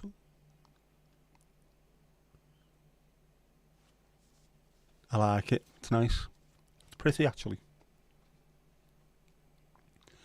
It's also really pretty when it gets into Liverpool sort of city as well. But it's exceptionally dangerous. I wouldn't walk up and down there, not even during a bloody day. The part through Vauxhall is gorgeous, and it's rough as fucking arseholes, man. Your dream to do the Leeds Liverpool one day, emerge at the pierhead. I watch a lot of boating, narrowboating on YouTube and things. Steve, night mate, you get your head down. You must be shattered, bud. After a proper working man's working week, you get your head down. Love to Helen and Ruby Roo as well. I was trying to think, who was it who did the coming into Liverpool? Oh, there's a couple of gay fellas who get a boat. Oh, I can't remember what the name of the channel is, but absolutely fantastic, really good channel. And they were the ones, they were coming through Vauxhall, and they were getting loads of help from people, so they must have sorted some things out beforehand. The Canal and Wetland Trust, something like that. They were there helping them out, and then seeing them come in, because they used to go past there on the train all the time, over the canal and see what's going on around there. But I've never really seen it from that vantage point. Someone on a boat, not very, very high up either, are they? They're quite low down. Just seeing the city from that vantage point, but I've never seen it before. And then coming into Liverpool city centre, past the Three Graces and everything. Well, Doesn't go past it, does it really? I think it comes towards it and then veers round slightly. But you can pretty much see the Three Graces from your narrowboat. Absolutely incredible. Definitely worth having a look at. And Tomasz, if you are going to do that, take a camera with you. Document your journey.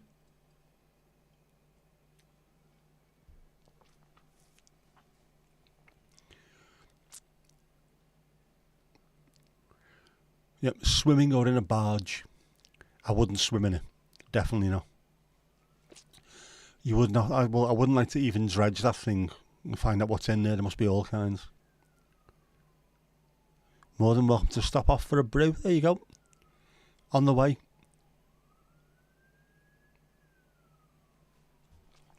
Swing by in a shopping trolley with an outboard motor.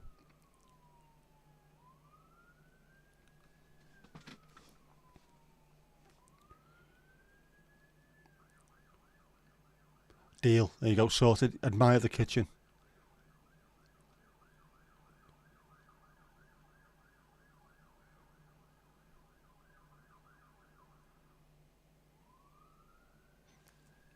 Lots of sirens. I mean, obviously, hospital is there, so we do hear them a lot. Lights, camera, action, tom-tom. Lights, camera, action, and a tom-tom. You don't need a tom-tom. Genuinely, I don't think you need a tom-tom. I think, would you need any kind of maps, to be honest? Well, you would do, wouldn't you? You need something to show you where the locks are going to be, but you pretty much, it's straight. You go that way or you go that way. How's everyone's weeks looking? I am often playing Taxi Dad stroke Taxi Son. I am. And also, hopefully, cameraman.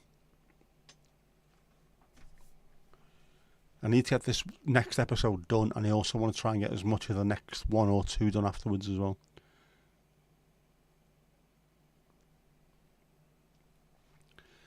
It's ladies' night and you're feeling right. Oh, what a night. Get your best side. I think apparently my best side is me back. People love to see the back of me. But you could do it with a canoe. You wouldn't have to bother with locks. I don't know. Some of those, the locks are really, really high up. I'm sure there's one going towards Burnley. Something like 12 different steps. To get a canoe on your back and go all the way down there would be an absolute bar ache.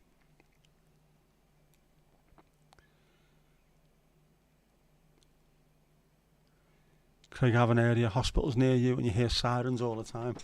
It's mad. This is a really, really nice area. Very little crime.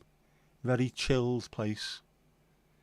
But you hear sirens constantly. So if you're on the phone to someone, it's like, where do you live? It sounds like the fucking Bronx, that, mate. It's not a really, really nice part of suburbia. Just happens to be sick folks over there.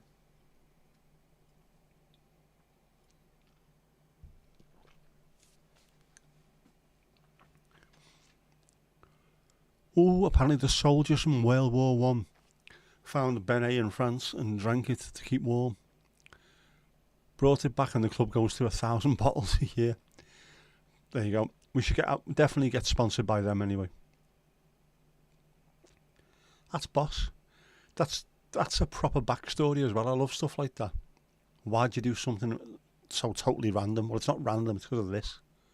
Brilliant. Well done. Are you on the right wavelength? Benet is in Benedictine.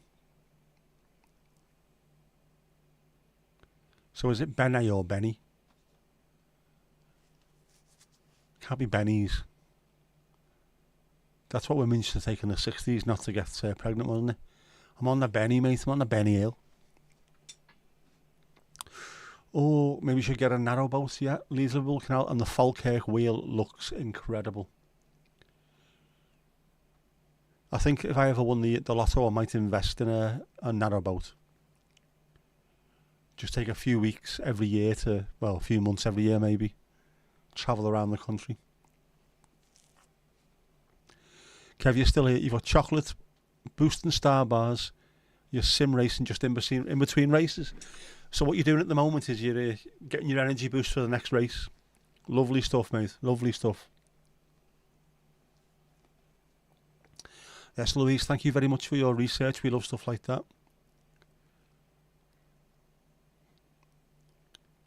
So your best side is behind in the dark with a bag on your head. Nah, I'm not having that. Benny. Right, so it is Benny. Which makes, yeah, me bird's on the Benny, mate. She won't have kids. She's on the Benny. Made by monks. The monks of the Benedictine order, is it? I don't know. I can't remember.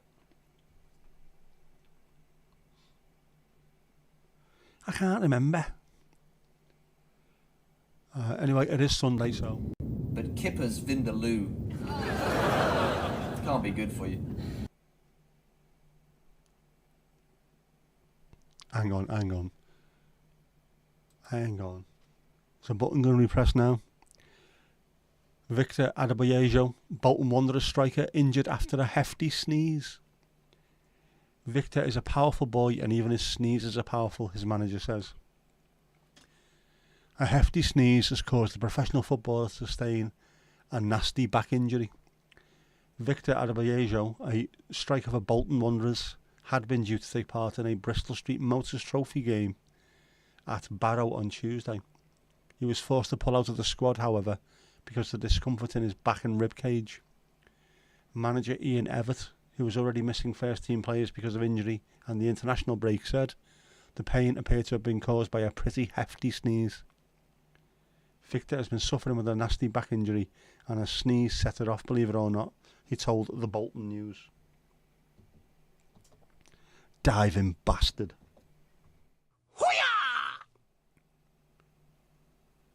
I agree. I absolutely agree. There's no chance he was touched. Bang out of order.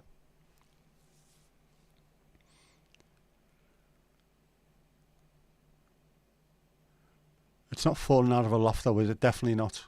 Or crashing a motorbike through a plate glass window or falling over a sign. No. The plate glass window was that Peter Beagrie. Falling over a sign was Richard Wright, wasn't it? Did he also fall out of the loft? I know the sign. This is an absolute...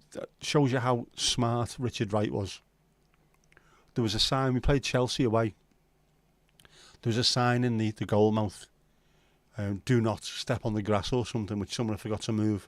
So he moved it from the middle of the goal area and put it on the goal line, out of the way.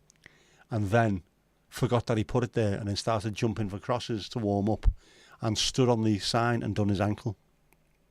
Because he was a fuckwit, obviously. Yeah, window was Beagrie after he drove past it 7 times. Was that over in Jersey or somewhere? I seem to remember that was a particularly drunken excursion. They went there to try and do a bit of warm weathery training or something and end up getting hammered for the entire time. Yeah, the sign was Richard Wright, as was the loft. I thought so. Dave Besant dropped the salad cream on his foot and ended up having to have surgery on it. Defo.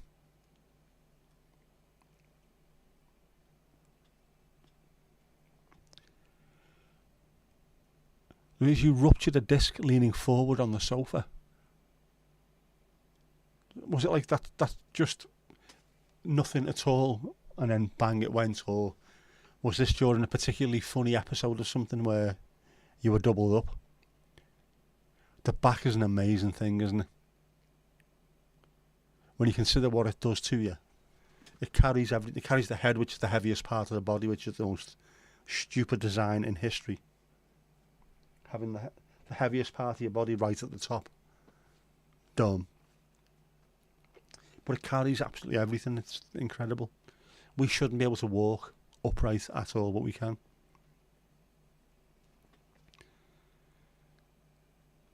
Did you move fast? Is that what it was? How big was the bottle of salad cream? Put it this way, you couldn't put a goose spoon into it. That's how big it was. I don't think the size was ever mentioned. when it comes to Dave Besant. But there's been some exceptionally strange injuries for footballers. Sneezing being one of them, definitely.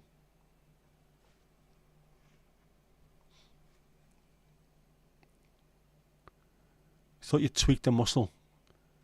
That you were reaching for the remote. That's, again, the back is such a weird... Piggly ding. Next. Yeah, the back is such a weird thing that even just the wrong twist as you go to grab something and set it off. That was Piggly Ding next. That was Piggly Ding next.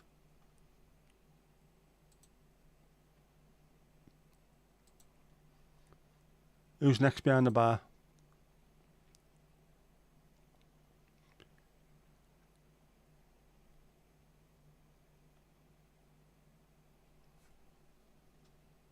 Jinxie doing a shift. Piggly Ding reset. Oh, hang on. There you are. You're there.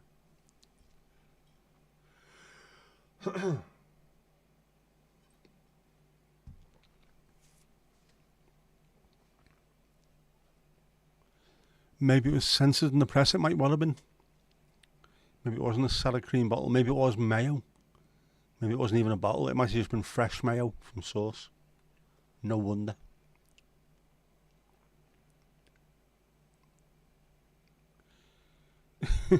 Yes. Going out tonight, feeling alright, going to let it all hang out. Ali, are you? Good question, Louise, good question.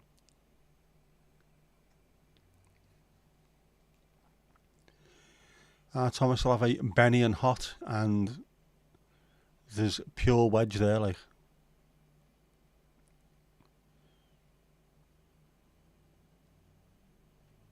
Jackie, the Angel of the North, a Fanta and spice bag for our Ali. Maybe it was a vodka bottle. He was old school, so he might have been there during those days. Even the Everton team, one of the the greatest Everton team of all time, during the mid-80s, if they were feeling slightly nervous before a game, they would say to Howard Kendall, the boss, who was famously a fan of a libation, can we have a bit of team spirit? And everyone would have a little bit of a shot of brandy or whiskey or something before they went out, just to warm them up and take the edges off. You would not get away with doing that nowadays.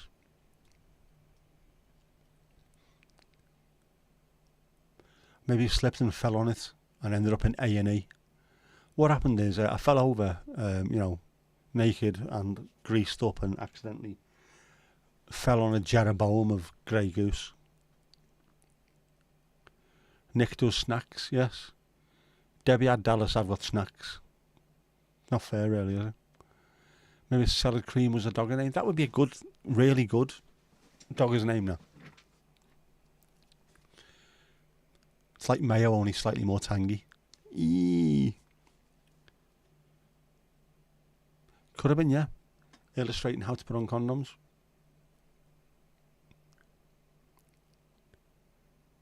Up the balloon nut. Terrible, disgusting behaviour.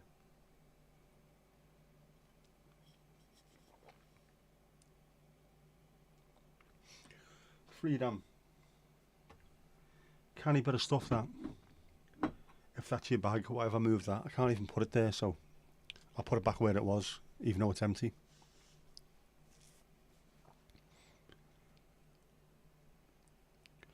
Oh, man, what? Mrs. Tom reported there was someone in the hospital the other week who needed a fire brigade intervention to get a ratchet spanner off his parts.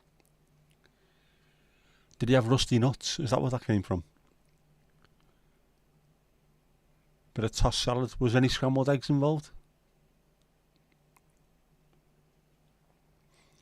Is that not normal? No, that is not normal. There's nothing normal about that.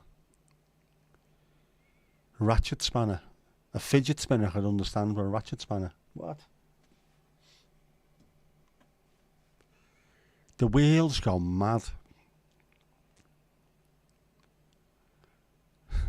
Must be you. Yes, it's definitely you, without a shadow of a doubt. Cable ties, what? Do you know what? I'm off for a week next week. I'd love to spend a week in your mind, to be honest with you, Jackie. I might need help afterwards. Psychiatric help, but it'd be nice. Just to see what's going on in there.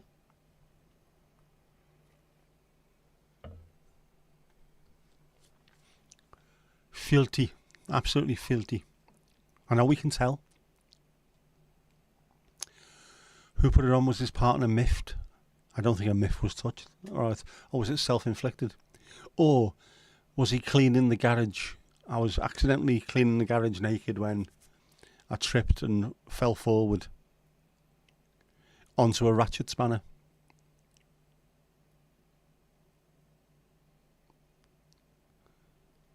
It's mad, aren't they? Just save your cash and get a brass or something. Just fucking hell, man.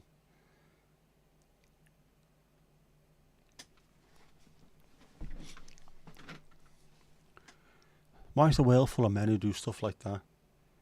People trying to hutch themselves on the back of the door and stuff. Just have a Barclays and sort your head out, lad.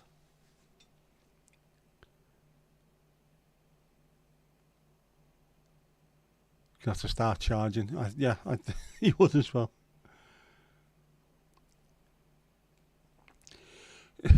We need Mrs. Tom to fill in the gaps of the story. Were there any gaps involved apart from the one on the fidget spinner, the ratchet spanner?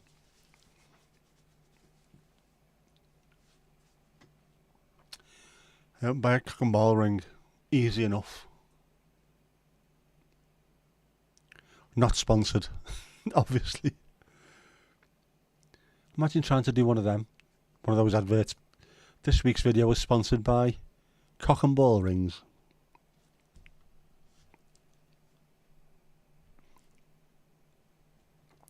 Paid in cable ties. You know you've made it. Have you seen the Barclays men polls on Twitter? I don't think I have.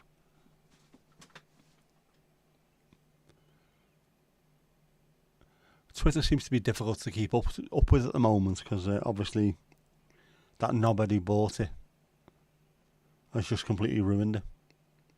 Mad. What colour do you prefer? It's getting very dangerous, this. Black or white, what do you prefer? I presume we are still talking about cable ties.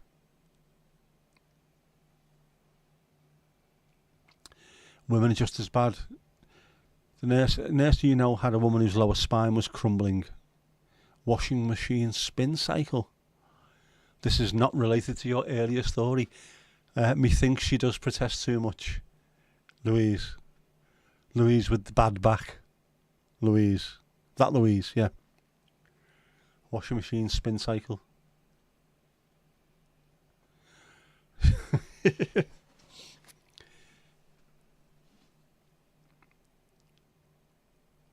What goes through the minds? What goes through your mind doing stuff like that?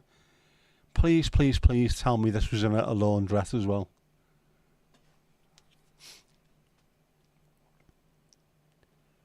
It wasn't her department, thankfully.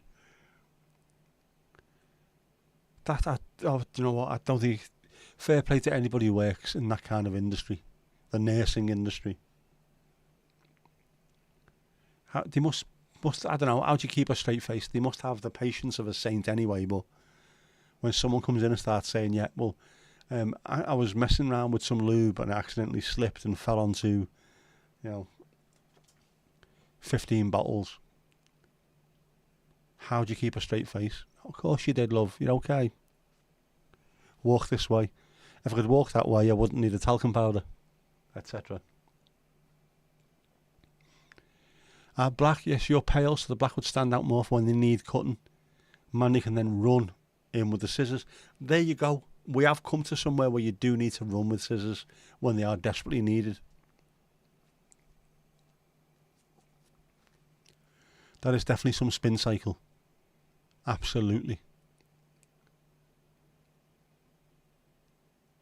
I think he carted out on a trolley, on a gurney. What happened to her? Spin cycle. Have you got any change for a £5?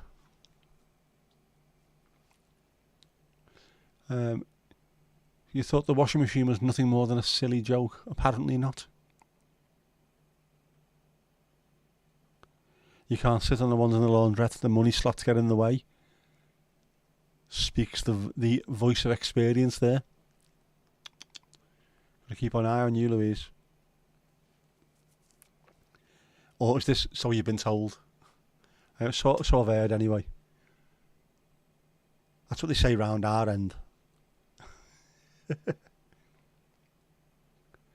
It's meant to be very good, so Mrs. Tom said. So she got banned from the laundrette, but went out in a blaze of glory on a stretcher with a sore back.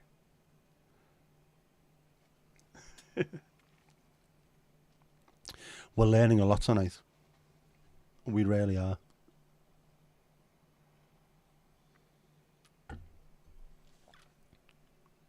That's a canny drop, that tonight. That is a canny drop. I made it and left the lid off, which just about takes enough of the heat off that when you put the lid back on, it's perfect and stays perfect. Otherwise, it just burns your face off.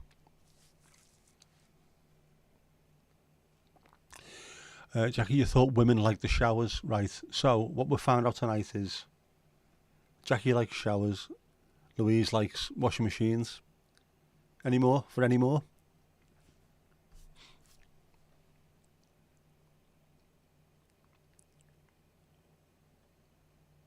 Just think, once I reach me 15 million subscriber, like Mr. Beast, and the monetization money's coming in,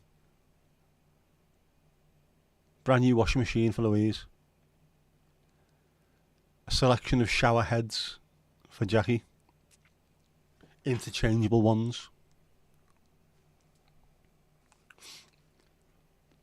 Your shower head is fixed to the wall, so unless you're doing a handstand, buy a bidet instead, much easier. Thomas likes black cable ties. They bring out the colour in his eyes. His eyes are like chipped ice.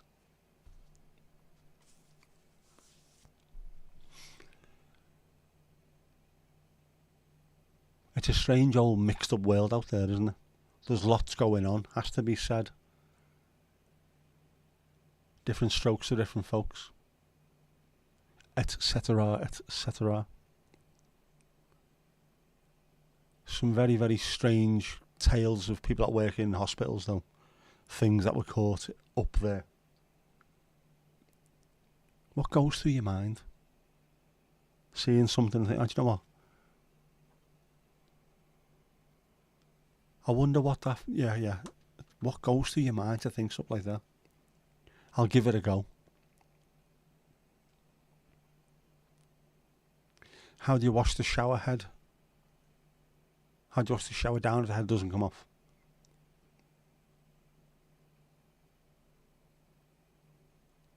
You can undo them, can't you? And then give everything a spray. Sure you can.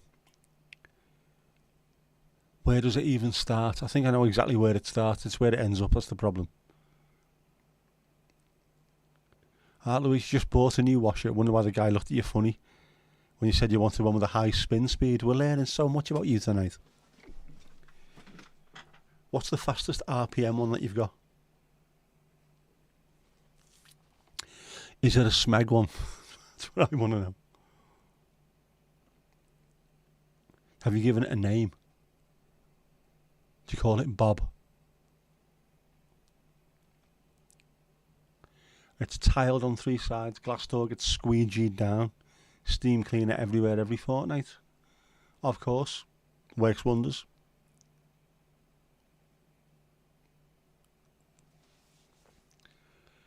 $1,400 RPM with yours. Jesus. Only 16 RPM for our Jinxie. Likes it slow and low. Yours is more of a Barry White, isn't it? A Barry White machine rather than a tiptoe through the tulips. Washing machine's a Hoover and so is the fridge.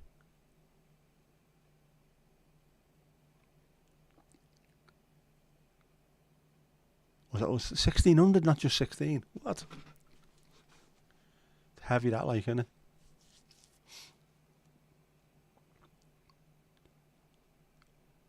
Don't even know what ours is. Ours is also under a work surface, hidden away. You can't even get really close. You couldn't get on it, thankfully. I'll hit 1200 RPM. At no point when I was starting the stream today did I realise that we'd end up with the exact RPMs of all the women's washing machines. Fucking hell, what the hell's going on in this stream, man? Insane. Insane in the membrane. Always buy a top speed, definitely. Buy the speed that you can afford, not the speed that you think you need. You have a need for speed. Lift off with a 1600, you will. That's my first car was a 1600. You know, that was a Capri. I don't think I was ever that happy with it, to be honest. Ali, you put everything through the mangle once it's washed. Old school. Man, you've got no idea what your RPM is, but does it work? Do you get satisfaction from it? You can control the fridge and washer from your phone. Why? Can anyone else from anyone else's phone do it? Is that what that is? Is that what that feature's about? Someone else can control your washing machine for you.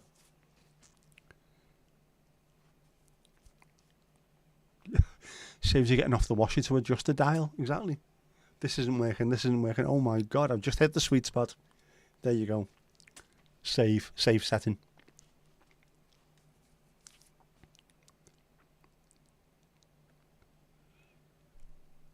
Oh no, dryer, clothes horse or out on the line. The line is always way better. Always way better. Jinxie, you'd rather have a lower load capacity for bigger speed. Because that way, you could have one load at a lower speed or two loads at a higher speed, so you get to go twice. Good thinking.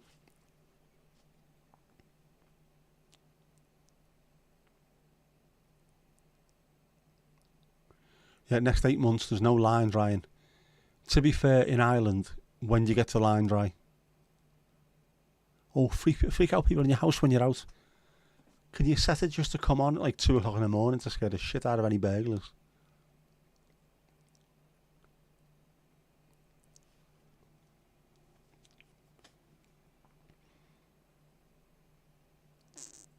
Give it a go. Go on, give it a go. That's what I like to see. Give it the old college try. It's not the size of the load, it's the speed at which it does it. Wise words. Plus you've got a solid fuel range that heats radiators. That's boss. I like stuff like that. Old school tech, which is way above the stuff that we have now anyway. Is that peat? Is it peat turf? Is it peat bog? You're thinking costs. Yes, of course you were, Jackie. Of course you were. Turf or timber? Oh, boss. You miss your open fire with a back boiler.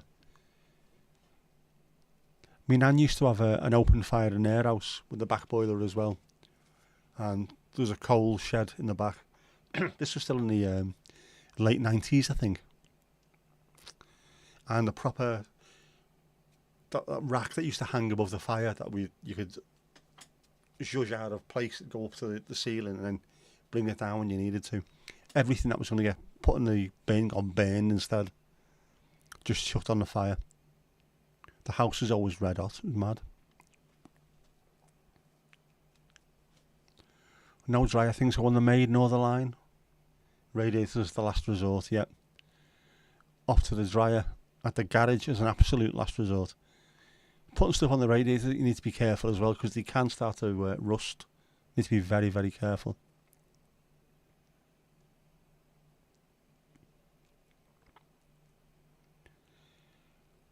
You've made Thomas's night with that particular brand of knowledge there, Jinxie. Even in winter, you put clothes on the line for a time.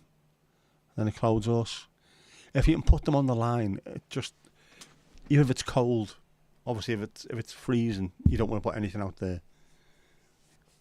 You don't really want to be arsing around with your jeans with a mallet, do you? But if you can get them out in the wind, It's much better. They smell fantastic. I visited a lady this week with a mobile Calagas fire. She had a risk assessment heart attack. I am not surprised. Me auntie used to have them all the time, and even back then in the 80s, I was shit scared of them.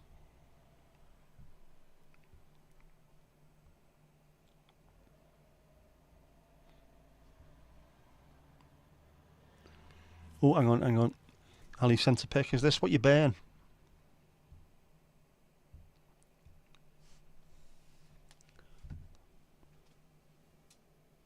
There you go. There's some peaty stuff. Peaty burny stuff.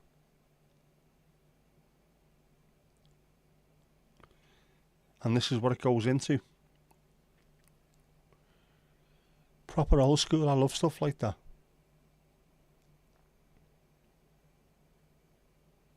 There should be more of that. Utilise what we have. I know in like Iceland, because they've got the hot springs under the country, everyone's got heating, which is pretty much free of charge because hot water just going through pipes costs nothing to do. Makes more sense to me. Do stuff like that.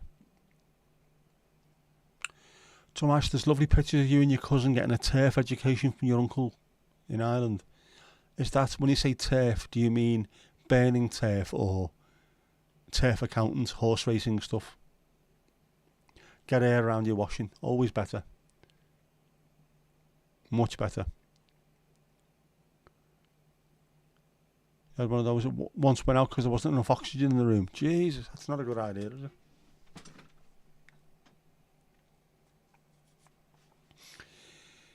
You ever been on the bog? Personal question. Town gas smells lovely when burning.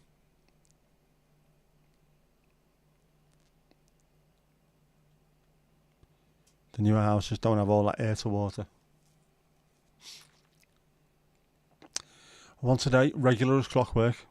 Ding ding.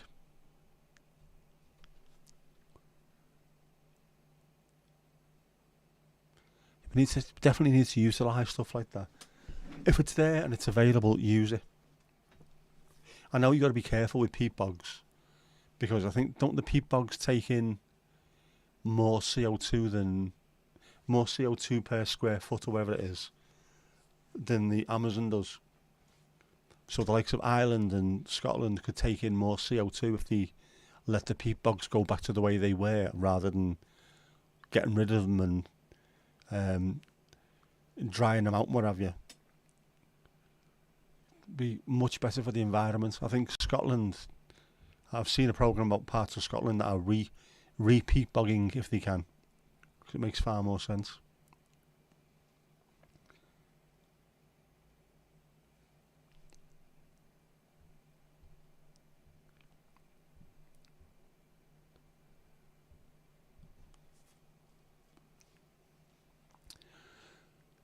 Peat bogs, yeah, make great carbon stores. They do. They're just way better than anything else that we've got.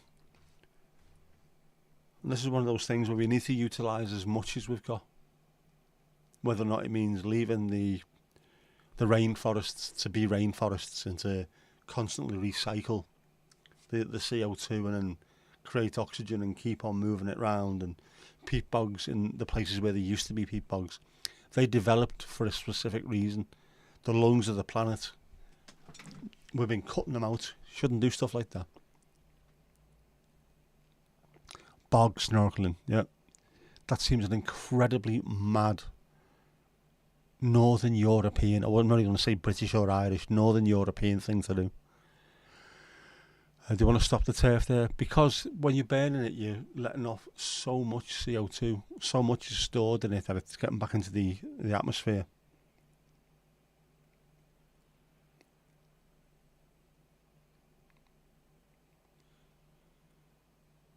I throw you in with the snorkel cable tied up. There you go.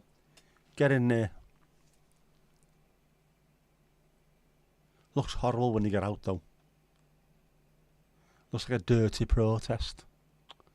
Don't like dirty protests.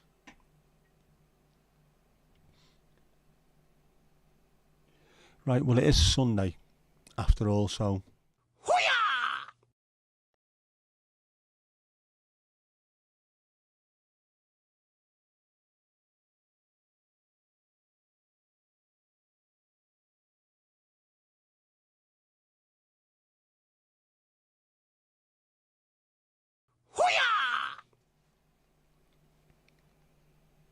quite like that, to be honest with you.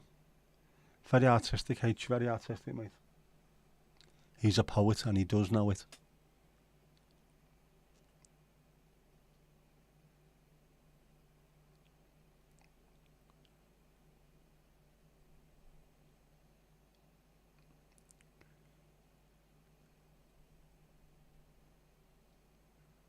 Let's use Jinxie's shower. Yours won't be much good. Yeah, by the sound of it.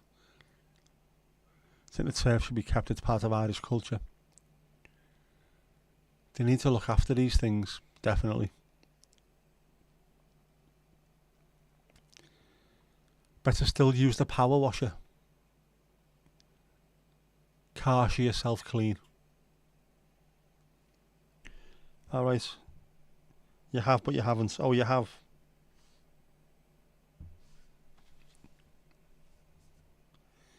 There you go. Can you see that? That's all the turfy stuff. There's a hell of a lot in there, isn't there? That is proper. That should keep you going for a while.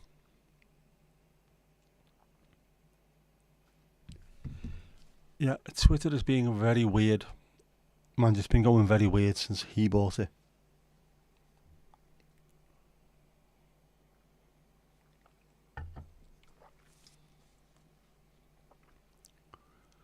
I'm going to end up with 27 pictures of a turf store, and then I'll send them back to you, and then we can get involved in a turf war. And if we do it in Burnley, we can get involved in it. No, we're not going to go that far. A turf store, turf war, a turf moor.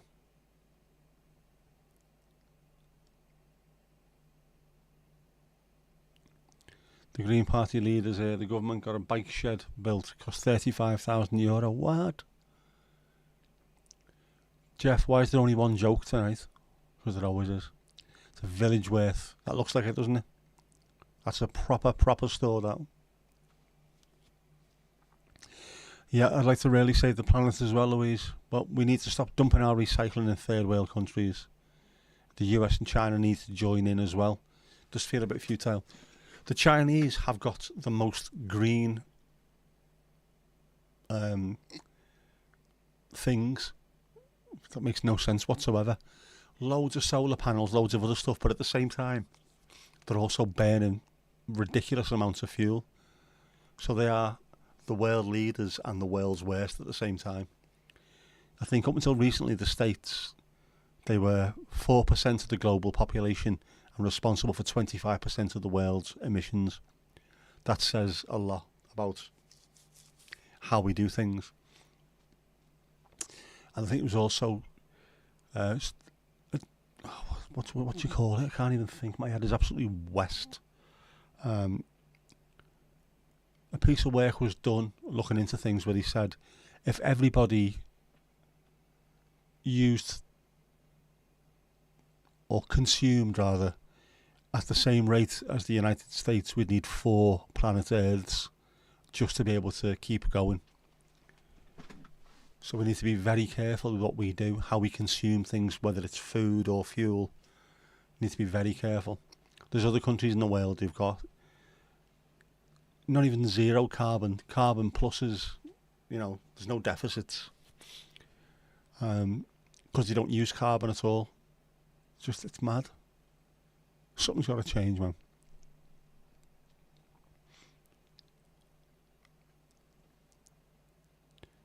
Never knew it looked like that. You don't know what you were expecting, but you never knew it looked like that.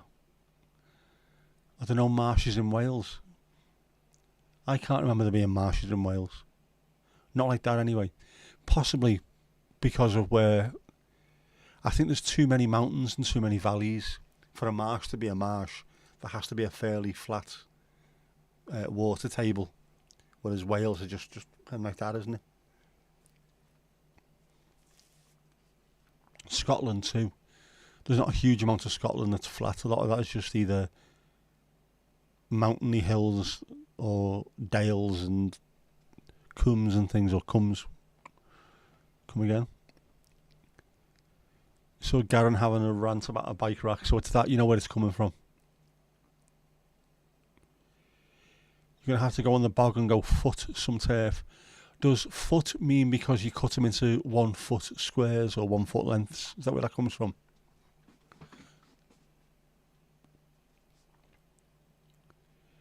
Mandy's never burnt Pete. I should hope not. Nice lad, Pete. Garen, he's delicious. Follow him. Yep.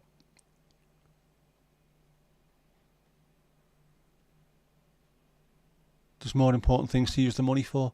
There is with everything.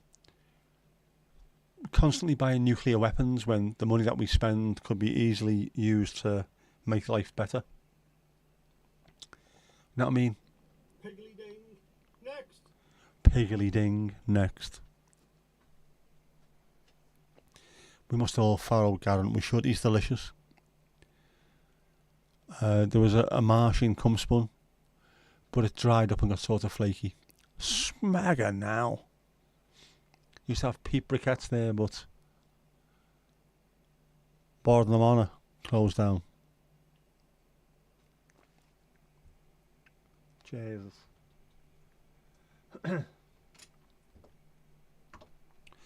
Who's next behind the bar? Google footing turf.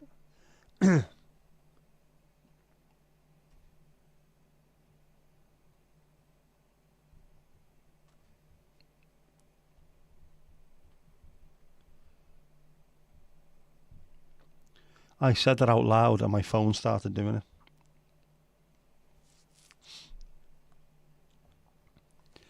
Footing turf is a process of stacking turf sods to help them dry out and remove most of the sod from the ground. It's a skilled task that's part of Irish cultural heritage. Place 2 sods on the ground a few inches apart. Lay 2 more sods crossways on top of the first. A bit jangly by the look of it.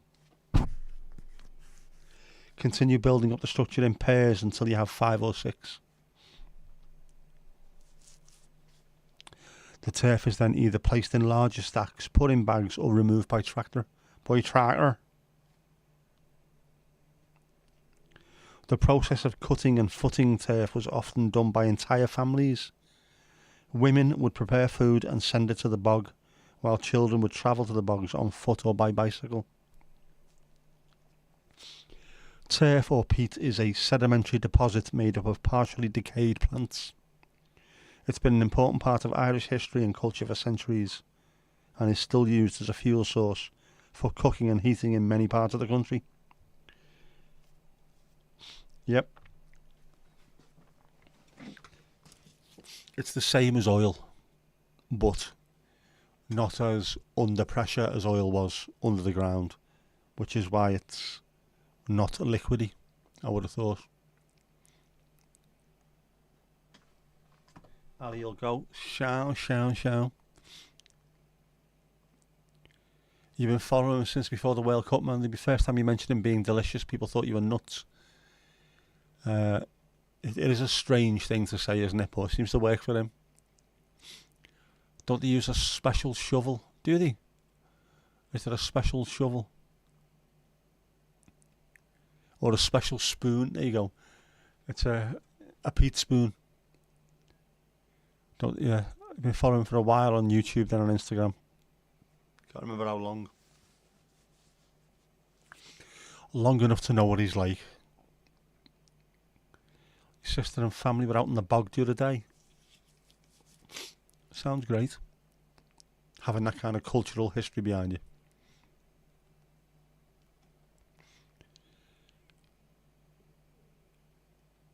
This is, what is it? Find out, Ali. Find out what it's called. A special shovel. Here's what it comes off as, like a peat spade or something, isn't it?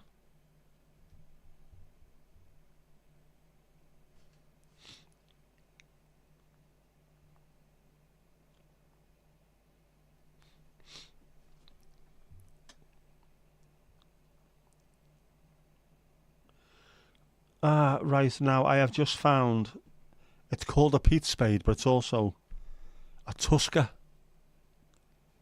Is that what it's called? possibly because of that on the end of it.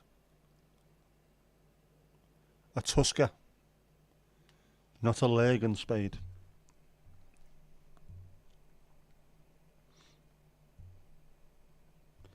Here's the one that I've just found. How to make a tusker, a peat spade. Them look slightly different, don't they? Looks dangerous. It does. It looks like you give someone a proper headache with one of them.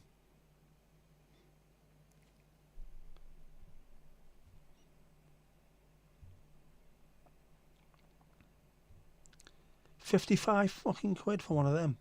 A 19th century Irish peat spade. I'd pay 55 quid for one of them. Look at that. That's a bit of art. Looks like a violent oar, doesn't it? A cricket twat. Oh man, it's mad. Loads of different types of peat spades. Park's peat cutter.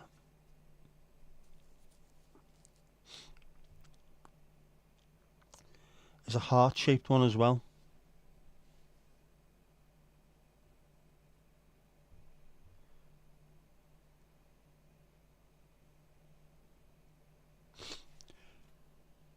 The homemade peat spade, aka the stainless steel curlew.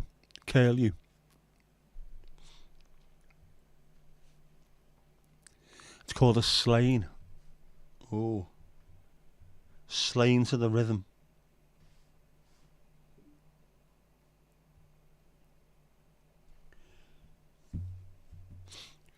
There are multiple matches for slain, including a type of spade, an Irish folk tune, and a surname. In British English, a slain is a spade used for cutting turf. There you go, it is. There will be loads of different names for it, and probably different names in different streets, never mind different counties and stuff. Looks very, very medieval. But then it's a very medieval kind of thing to do, isn't it? Cutting turf to actually burn.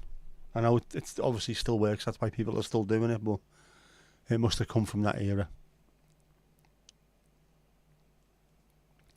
It's one thing the Irish know about its spades and shovels, well-renowned, hard-working feckers they are. We were talking about canals earlier. The canals would never have been made without navvies, which navvy is short for navigator, of course.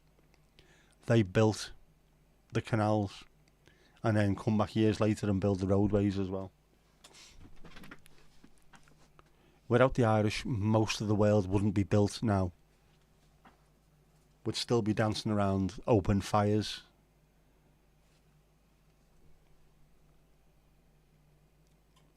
I was watching a programme on something like that,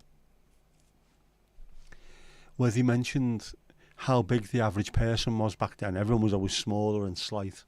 Irish navvies weren't, they were all huge. And the amount of calories that they were eating per day, Olympic rowers don't even eat as much as they were eating. Just for them to be able to do like a mile of new canal in like so many months. It's amazing. A different breed of people. Your local spade is long, and then the saying came, face as long as a Lurgan spade. These look like that as well. So must just be the same kind of instruments, but different names depending on where you are in the country. It's amazing. I love stuff like that, I really do.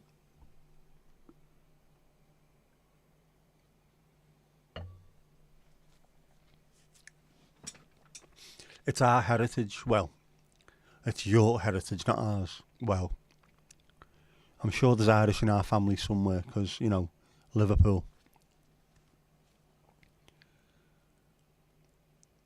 And it's nice that we can look at these things, still look at them. The tools are still there, you can still bloody buy them. Buy them to hang in the pub.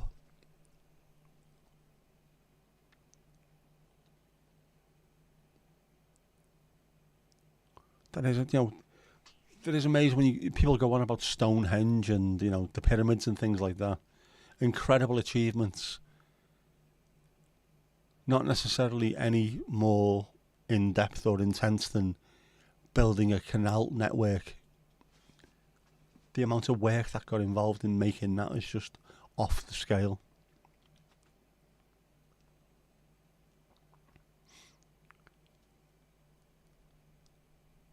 They need to be big to dig a canal. Your local grave digger only retired when the council brought in a small digger. But done by hand, they will know exactly what they're doing. Them Irish fellas, they know exactly what the score is. But yeah, imagine that. The canals are not small. They're not exactly massively deep or massively wide. But when you start digging out what's in there, it is a huge amount of soil and a huge amount of rock when you get to really rocky bits as well. As I am fairly sure they would do at some point. You said there wasn't going to be any rock. Well, the map said there wouldn't be.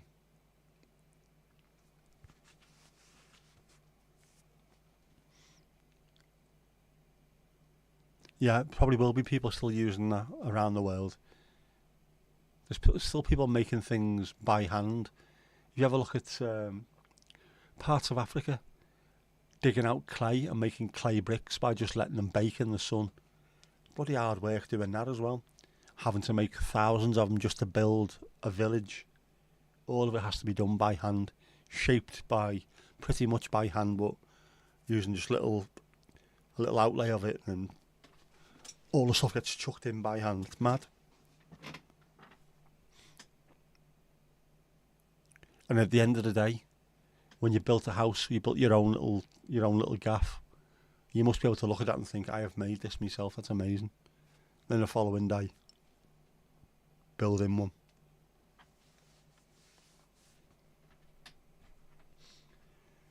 Alright, I will do. Digging is very hard work. I would love to be able to dig. Me and both hands are working. Up until the 80s, the top floor of your local pub was partitioned off as a quarters for the navvies building the canal. Well, if the Leeds Liverpool goes through where you are, that does not surprise me in the slightest. They built it all, man. It's mad. And it's a hell of a lot of canal that was built in this country. Don't really think it until you see it on a map.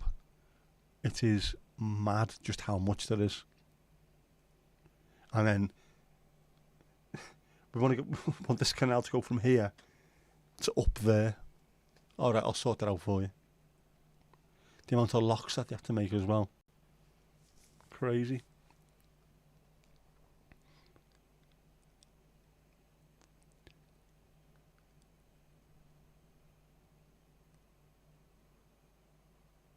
Yeah, back-breaking work it is, absolutely.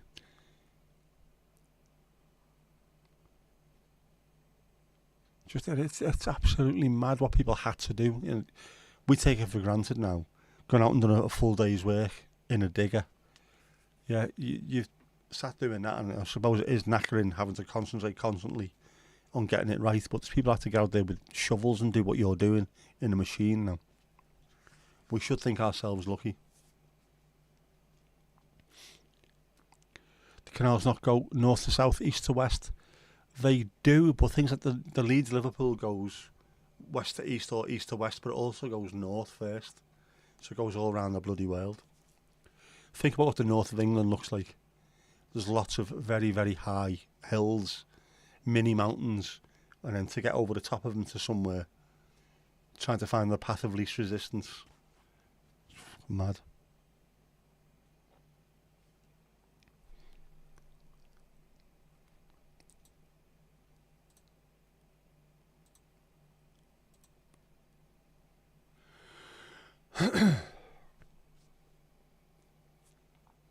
A run for Kev as well. Well deserved while he's driving. Be careful. Not ironing today. Don't let the ironing pile up. Tending to a bite on your leg. Not Domingo, I hope.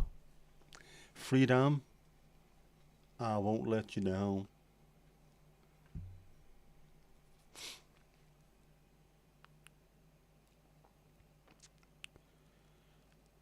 bit you? Go on, let us know. We'll get a sharabang together and we'll knock shite out of them. Do I know about legging?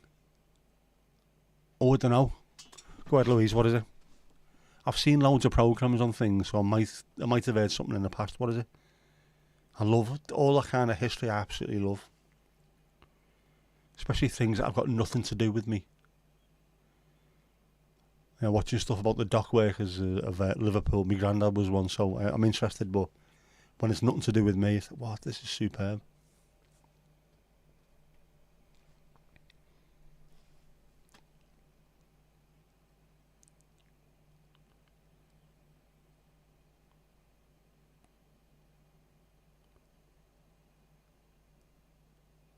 Some fly or other, some fly bastard. You were cutting your dad's edge. Get your fucking edge cut. Get your edge cut. Yeah, say legging, it's running away from somebody. That's exactly the same. Is it anything like pegging? No, it is not, Jackie. You filth mongrous. Was it the client who told the colour heater had to go? Yes. It's not going. I'll get cold. Munch. How you get a narrowboat through a tunnel as the horses don't swim? Is that lying on the back and then pushing it with the feet? Is that legging? Is that what they used to do, wasn't it? Lie on lie on the barge with the feet up on the roof of the tunnel and push. Yeah, it is. I do see these things, but they don't always necessarily stick in the mind. But how do you manage that? I know there won't be a huge amount of weight in one of those things when you take into account the fact that it's on water. But even so, that must take some bloody effort. How many people would it have to be to push a fully loaded narrowboat through a tunnel? That's not going to be one person on their own. That's got to be a couple of them at least. You are ashamed and embarrassed. 6 hours with the head trimmer yesterday and not once did you sing that. Your dad doesn't tolerate half man, half biscuit. You don't even whistle it. You won't even know them. On their backs on a plank.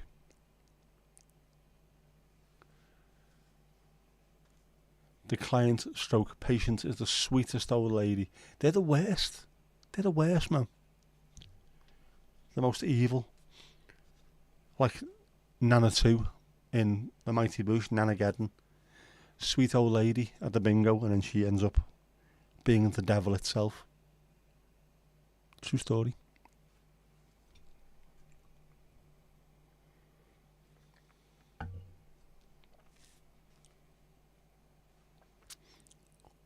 Those canals, though, that's a different world. Absolute different world. Brought in to make things easier. And of course, like you say, a horse can't swim. Does the horse then have to go over and go past the tunnel and wait at the other side, don't they? Usually one on either side of the boat to make sure it's steady, obviously, as they were narrow, more or less, lying next to each other. So there's two of them normally. I bet you that still takes some effort. As I say, it might be on water. It might be easier to push things on water, but just two of you pushing a fully loaded barge, man. Probably end up with better legs than the horse at the end of it. Like I say, it's there to make things easy. We are improving your life. We're making it a lot easier to move things from one place to another. By the way, this is a half-mile long tunnel. Get on your back. You're going to have to push this bastard through there. Different world, man. I saw something about it. It was on the Guy Martin video the lads did. He's done some fantastic videos, Guy Martin. So if the lads are doing them, there'll be enough to keep them going for a while. But I love Guy Martin's a lunatic. Very, very good presenter. Always enthusiastic, full of energy. And a psychopath on the Isle of Man roads on the bike.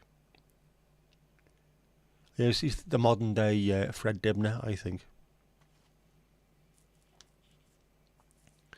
When he restored your large barge boat, I haven't seen that one yet. I've got I've got hundreds of videos that I need to go back and watch, to be honest. I never get round to them. Easier to leg through it than build a tunnel. Absolutely. Yeah. That's where the Irish Navies come in. Get them to build it and then one of us will push it through with our legs. So cheers for that, lads.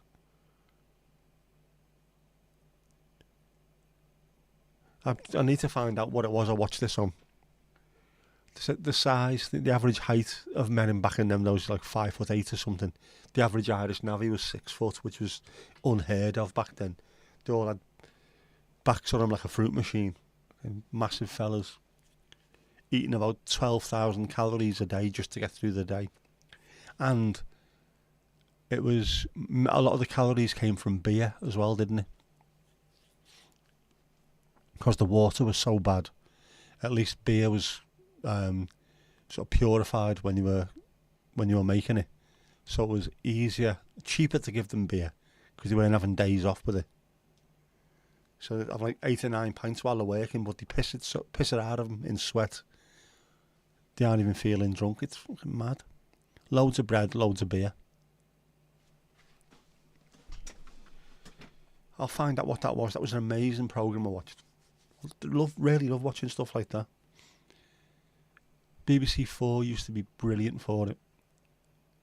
In fact, it still should be, because a lot of those programmes are old ones that they're trying to re-show, aren't they? It was a good while ago now. It might be. I've got stuff from years ago I still haven't watched. See if I find what's my oldest one I haven't watched.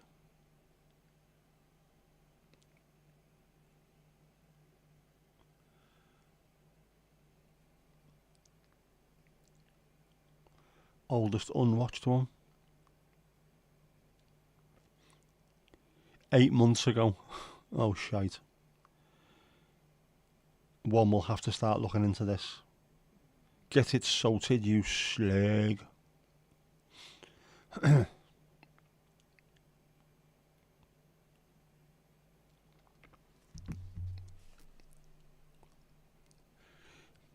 Bring me the thread of Dibner. BBC 4. There's loads of stuff BBC 4 have got, because they stopped making new programmes. There should be bajillions of programmes they can put on, and they need to keep the interesting gear coming. Jinxie's doing fantastic to still be around. She's getting better at this all the time. What the?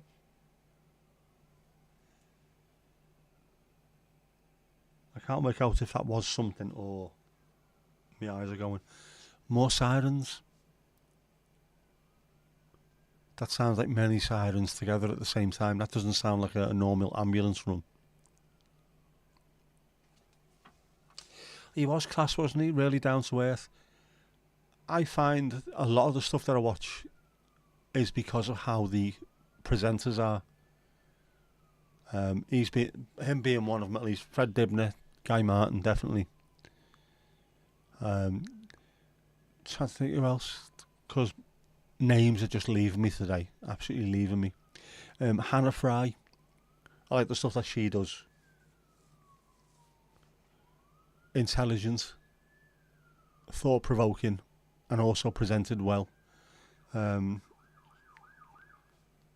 used to like Neil Oliver as well, until he started going a bit fucking psychopath.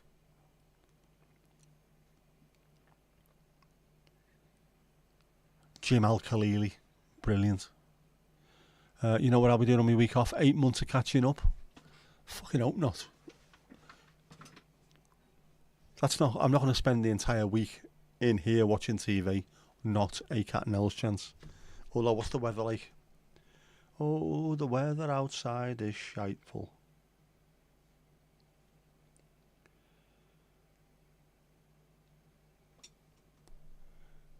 Well, tomorrow, overcast but dry. So hopefully we get some stuff done tomorrow.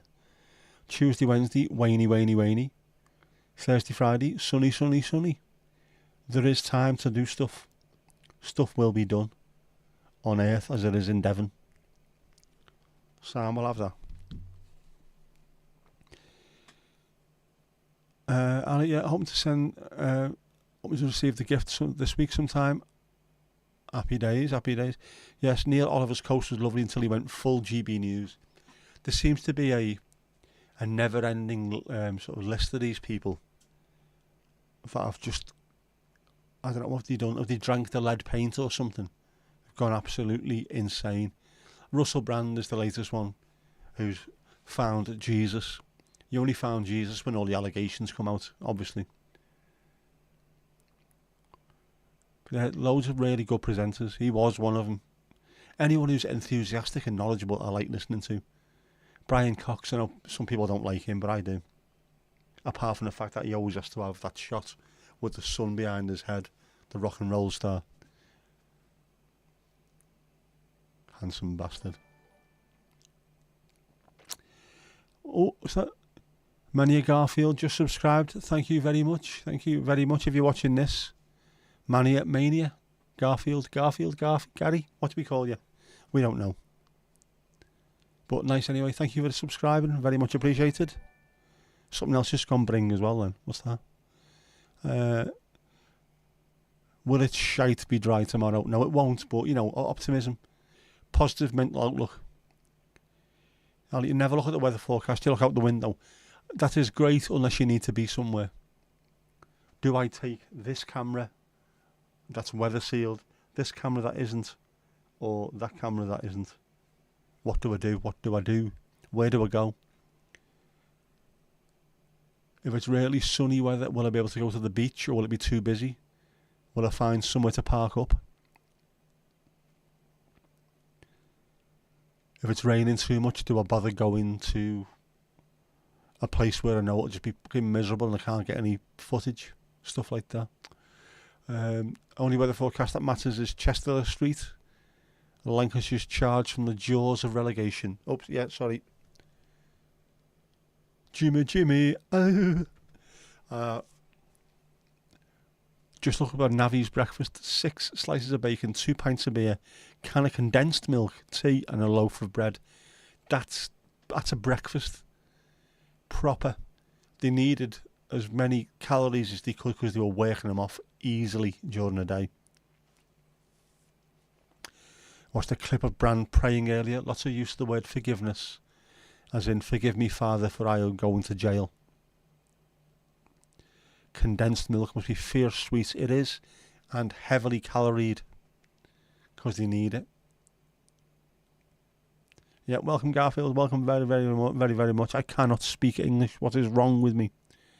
Should have seen the rest of the day's food. I bet you there'd be more beer, more bread. Thousands upon thousands of calories. I think it's like an Olympic rower using something like 8,000 calories a day. Navies would be on about twice as much as that. Spoke too soon with Jackie. Her last comments about pegging. It's what she would have wanted. Or she might be now on YouTube finding out whether pegging's involved. Do we reckon Jackie wakes up at 3 o'clock in the morning and the stream is still running on repeat? I hope so. The watch hours are fantastic. 94% of my watch time is in Northern Ireland. It's just her falling asleep. Join in the chat if you want to, Garfield. Let us know where you're from. We always like to know these things. Yeah, imagine it's some site. Here we go. Early 11s is 1 pint of beer. Late 11s is 1 pint of beer, bread and butter. Lunch, a steak and a loaf of bread. 2 pints of beer. Tea is and tea. Late lunch rather is 1 pint of beer. Just constant filling up. Because you need to replace those calories that you're burning up with the amount of work that they did. And they still, not one of them would have had a gut on them. None of them would have been fat at all. They would have been proper built. They'd have been stacked. Yeah, like you in the Christmas holidays, Tomash, me as well. The unfortunate problem is we're not working it off by building canals. Maybe we should. Get in the garden and build a canal.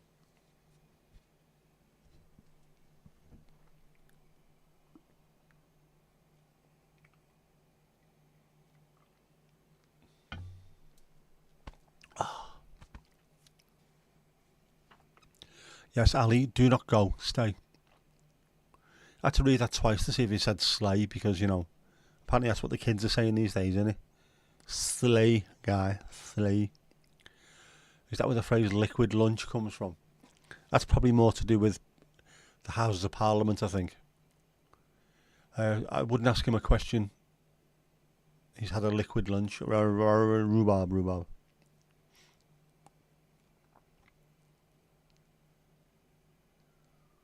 Does sound familiar, right, Louise? Does it? Sounds familiar. Tuurlijk, as they say in Netherlands. Yes, Ali, if you do go, there will be trouble. If you stay, it will be doubled.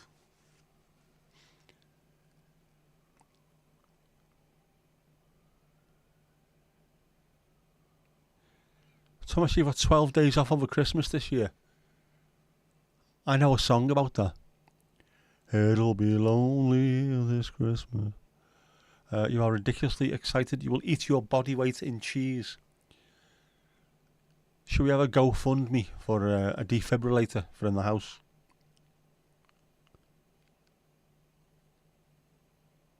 Bad for your cheese, man.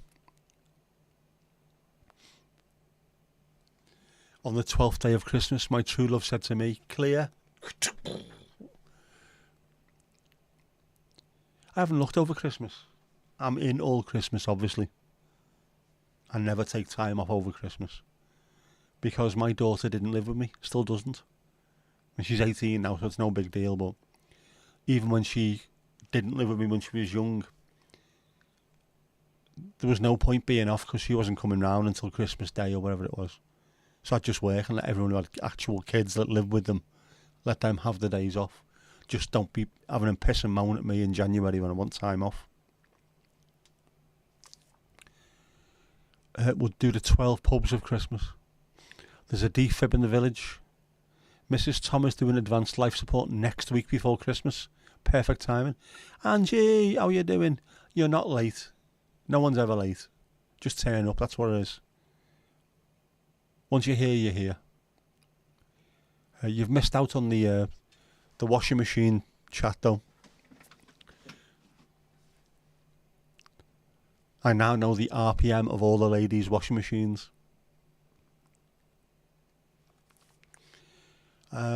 You'll barely leave the house. You'll be cat-bagged by that point.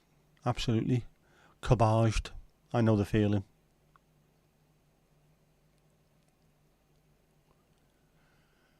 That's your Christmas for you. And is the TV as shit this year as it normally is? Is it just me, or did Christmas TV used to be much better back in the day? It used to be fantastic. Now it's utter bollocks. Yes, Angie, would you like a Benny and Hot at 1600 RPM?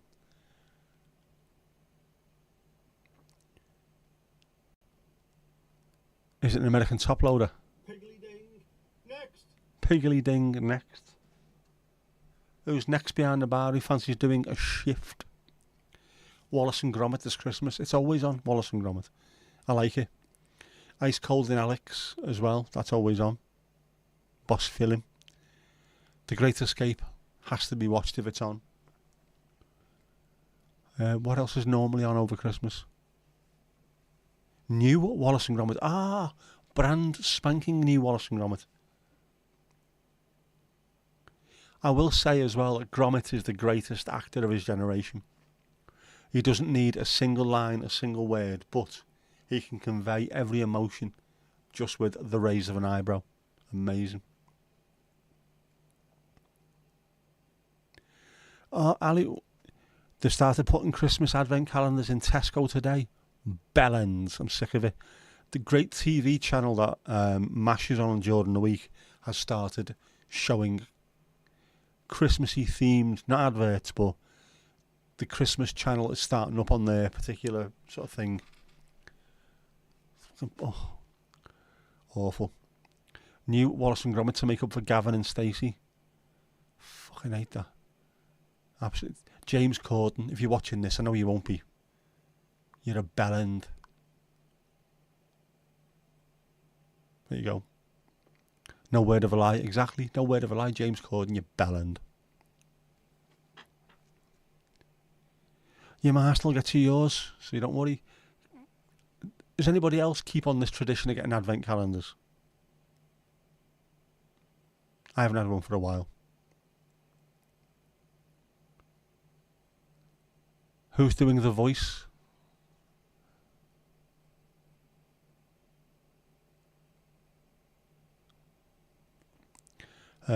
It's been someone for a little while. You think, not sure when Peter Sallis died. It's going to have to be someone who can do a very, very good approximation of his voice. Your washing machine is as old as the hills. Top loader. Keeps you dancing in the moonlight. All you know is it spins. Yes, all the ladies seem to know the RPM of their spins in this particular chat. Filthmongers. Filth. Utter filth. I think, is it Jackie's got the record with 1600 RPM. Heavy salad, that, man.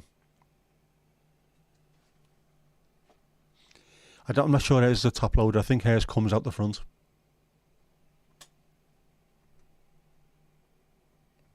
But I may be wrong. What's the make of it? Is it an Oh Jesus?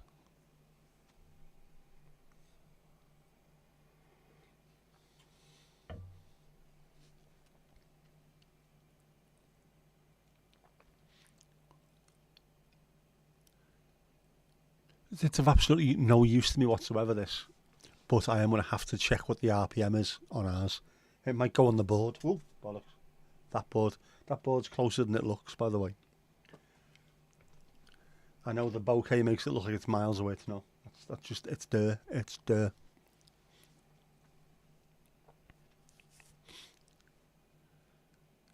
Just for my own peace of mind. I can't sit on it because the entire work surface goes over it, and that's there. Freezer's there. Dryer's there. What's it say on today's board? Today's beer, free damn.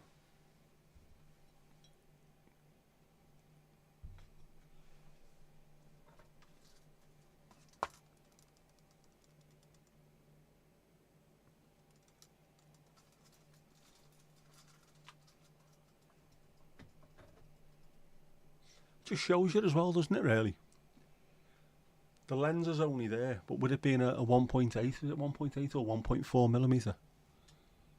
Sorry, an f1.4. It's the background blur, the bokeh is really, really good. If I sit back, you can sort of see it a bit better, can't you? Because the autofocus is on, but it's very, very blurry in the background. It's a very good lens, that. Me like mucho. Mandy, you don't know yours. Yours is a top loader too. And it either says arrogant or harrogate when it's going.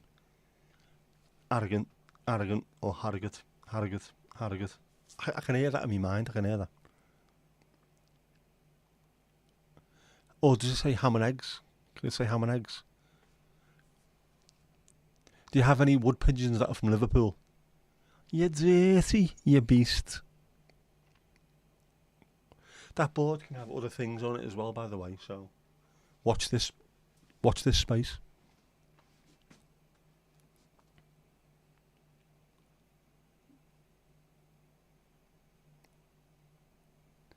Breastfeed memory AD.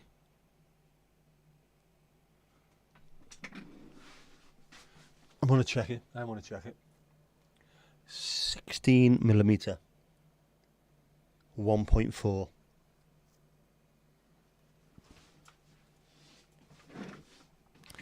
16mm. I think Cariza, the life of Reza, uses an 11mm, which gives a really, really wide field of view, so you can vlog with them. I wouldn't vlog with one of these, Jesus. Even though it's only a ZVE10, it's fairly light with a massive lens on the front. Fucking heavy, like, you know what I mean? Yeah, I like that lens. Doesn't make me look any less disgusting as a human being, but the background blur really works nicely.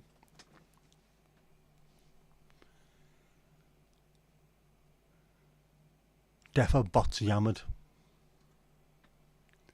Famed Boy Remastered. D4 Dowager, power to the people. Back once again with the Fame Boy Remastered. Meaty Bread Freedoms. There's a lot. This is fairly handy for that, isn't it? Breastfeed Memory. AD. Or is that Breastfeed Memory ad? An advert about being buffer. Yes, Tommy, thanks for sharing the pic of your uncle's fine shed of turf. Anagram, she thought he'd lost the plot until the second one dropped in. Or we're doing incredibly tight, slidey writing. Byte defamers roamed. Do you remember Bits and Bytes? The computer shop in, was it on Bold Street? Was it Bold Street or was it near the leather shop in Central? I can't remember now, but I remember being in there. Bits and Bytes. This was in the day where your computers would literally have bits and bytes. There wasn't like terabytes or anything like that. I mean, it wasn't anything like, I mean, look at that, the state of that. How small that is, how thin it is. 1 terabyte. Fucking hell. 1 terabyte external hard drive, little tiny thing. Faulty towering the board, yep. Deborah feasted memory. She would if there's only bits and bytes. Bits, bytes and nibbles. That's a slightly different shop, that one, Louise. You can get hard drives in, well, you can get hard in there for a start, but, you know. Took a while for you to realise, till the penny dropped.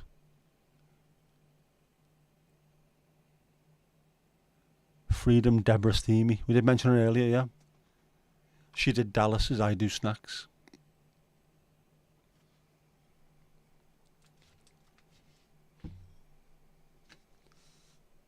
You would have thought Dallas would be too hot to do, wouldn't you?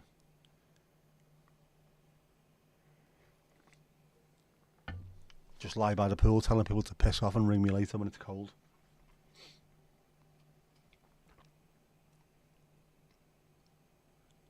I've just looked at my Steam Deck to think, what do I need to do next? I don't need to press anything next, do I? Because it's been done. We have had Jeff. We have had Jeff. We have had Horace doing his haiku, and we've had Kippers. He was kicking ass. He was taking no shit at all today, was he, from Adebayajo? Not having that at all. You're cheating though, you're using an app.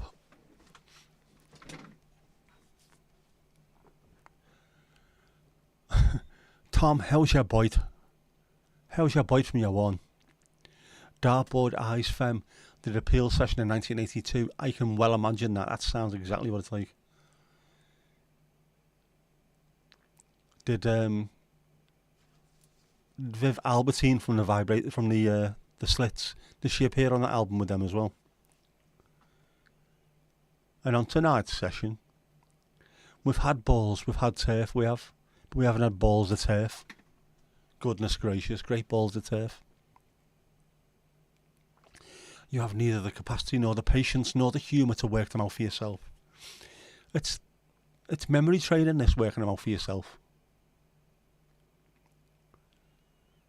Doing all you can not to claw it. It might be an amputation job. Mind over matter. It's got to be, your mind's got to be like a steel trap.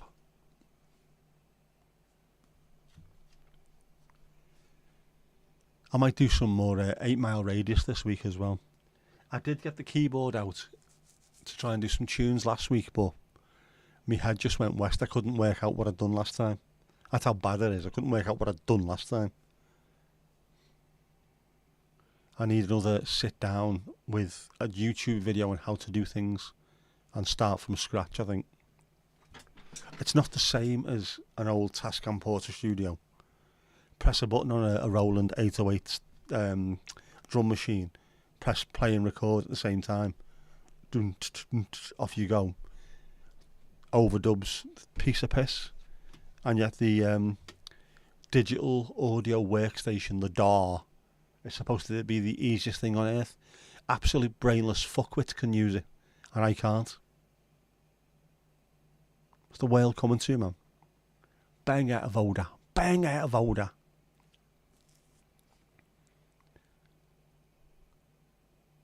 Send the pic. Deadbeat's ferry memo.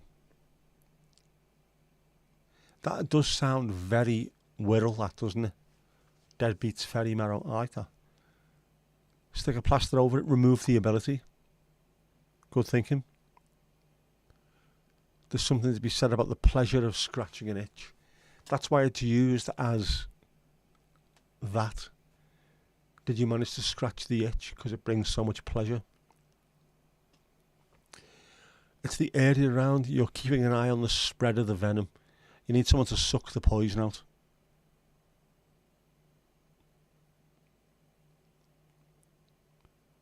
Have you been attacked by Fawcett's Python?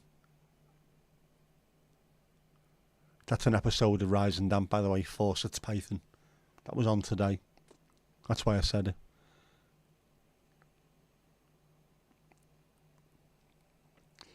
Not getting a pic of the hairy ankles.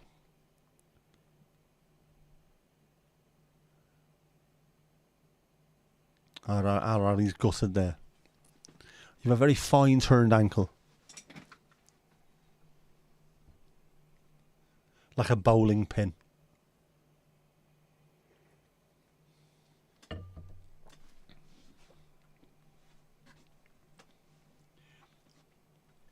Hang on, have I still got me... Yes, I've still got me gash on my leg. Healing over nicely. No idea how. I still can't work out how I got that or where it came from. I'd been in the car, and when I walked in there was blood everywhere. It's not from the car. That I do know. So I don't know where else it's come from. Yeah, obviously you can't move the cable tie to show. Of course. We should have known this. Curfew tag. Hope you feel better soon. You will do. Depending on what it is, obviously. If it's a botfly or something like that, you're in trouble. Did you get many botflies over in the Wirral? The Wirral. One should hope not, dear boy. One should hope not.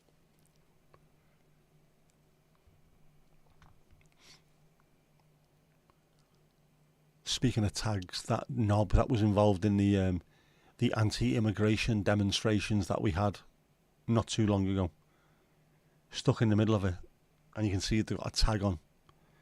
If you're already on a tag for doing something wrong, you shouldn't be turning up to stuff like that and then getting involved. Slightly easily traceable, I would have thought.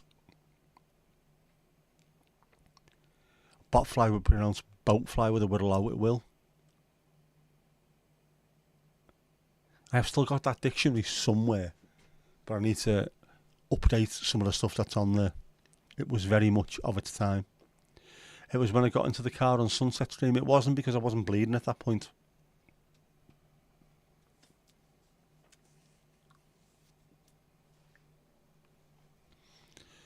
It would have needed to have made contact with something, and it didn't.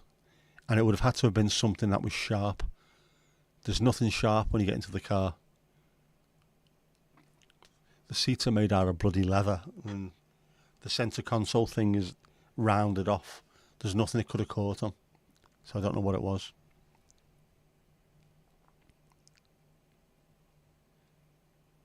Prison guard lady was somewhere recently with a tag on. She had a right tag on, or is that a watch? Looks like I fell in. Man, when I get in the car, I can't just step into it like I used to be able to. I need to sort of fall back in and then swing my legs in. So I didn't fall into the car. I got into it like I have to at the moment. Yeah, bleeding for you and my art. What more could I possibly do? Apart from get out and actually film some bloody stuff. I will film later. I am going to film at least one of the sitcoms later. I'm not filming an entire sitcom, by the way. The reason the rhyme, I need to make at least one, so then I can say that I've made a start. I've got an idea for one of them that I need to do, but it needs to be nicer weather. Doesn't have to be warm, doesn't have to be sunny, just dry. If it's dry, I can get away with it. If I do 2 of them, I'll easily then go on and do the other 3. I know I will. I did that the same last time. Kept saying, I'll do it. And then one day I went, bollocks to it, come on, out. Went out and done the first one, and then after that, ping, ping, ping. All the rest of it got done dead easy. Tortured poet I am. Woe is me, woe is me. Not that tortured though, 'cause I'm going to have a goo when I finish this. I might even have 2. 2 goo. I've still got a ganache left.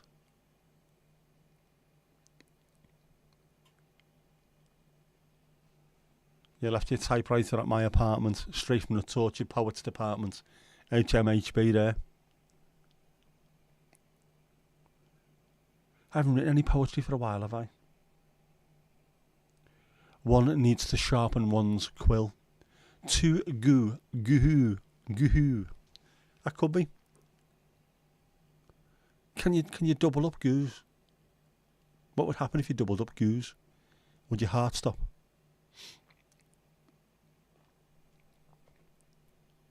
No, Taylor Swift. It's not. It's half man, half biscuit. That absolutely. 2 goos. It would be 2 goos, like 2 soups. 2 goos to go.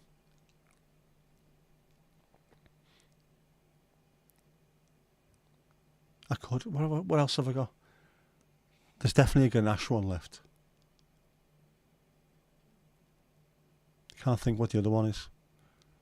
The other 2 even. Sure, I got rid of the zillionaire, so... I don't know, I'll look when I go in there.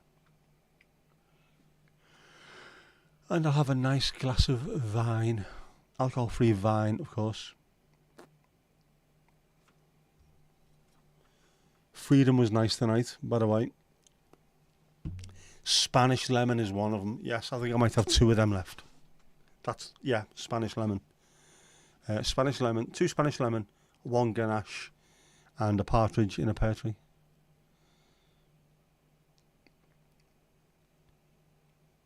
Arteta in the area. Where's the Arteta money? Yeah. Well, that's, 2 of them at least. Spanish lemon and ganache. What's the last one? I don't think it's a New York cheesecake. I'm sure I've had that one. I'll look soon though. I need it. Anyway.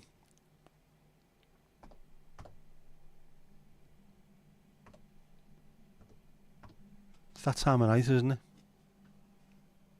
There's more noise out there. Swap you a key lime for a lemon. With pleasure. I'll leave the door on the latch. Did I fail after 55 minutes? Absolutely shattered after 10 seconds of my 55 minutes. The most unfit player I've seen in years. Bonne nuit, chérie, to all. Dancing shoes. Are we ready? Are you ready? Are you ready for this?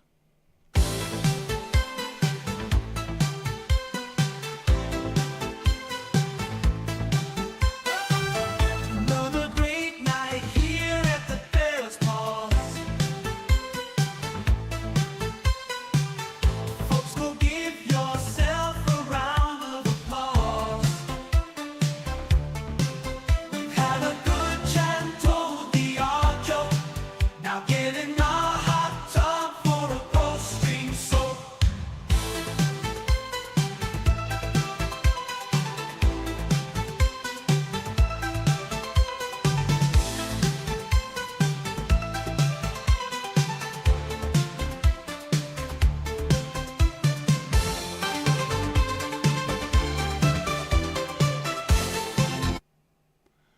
And that's that.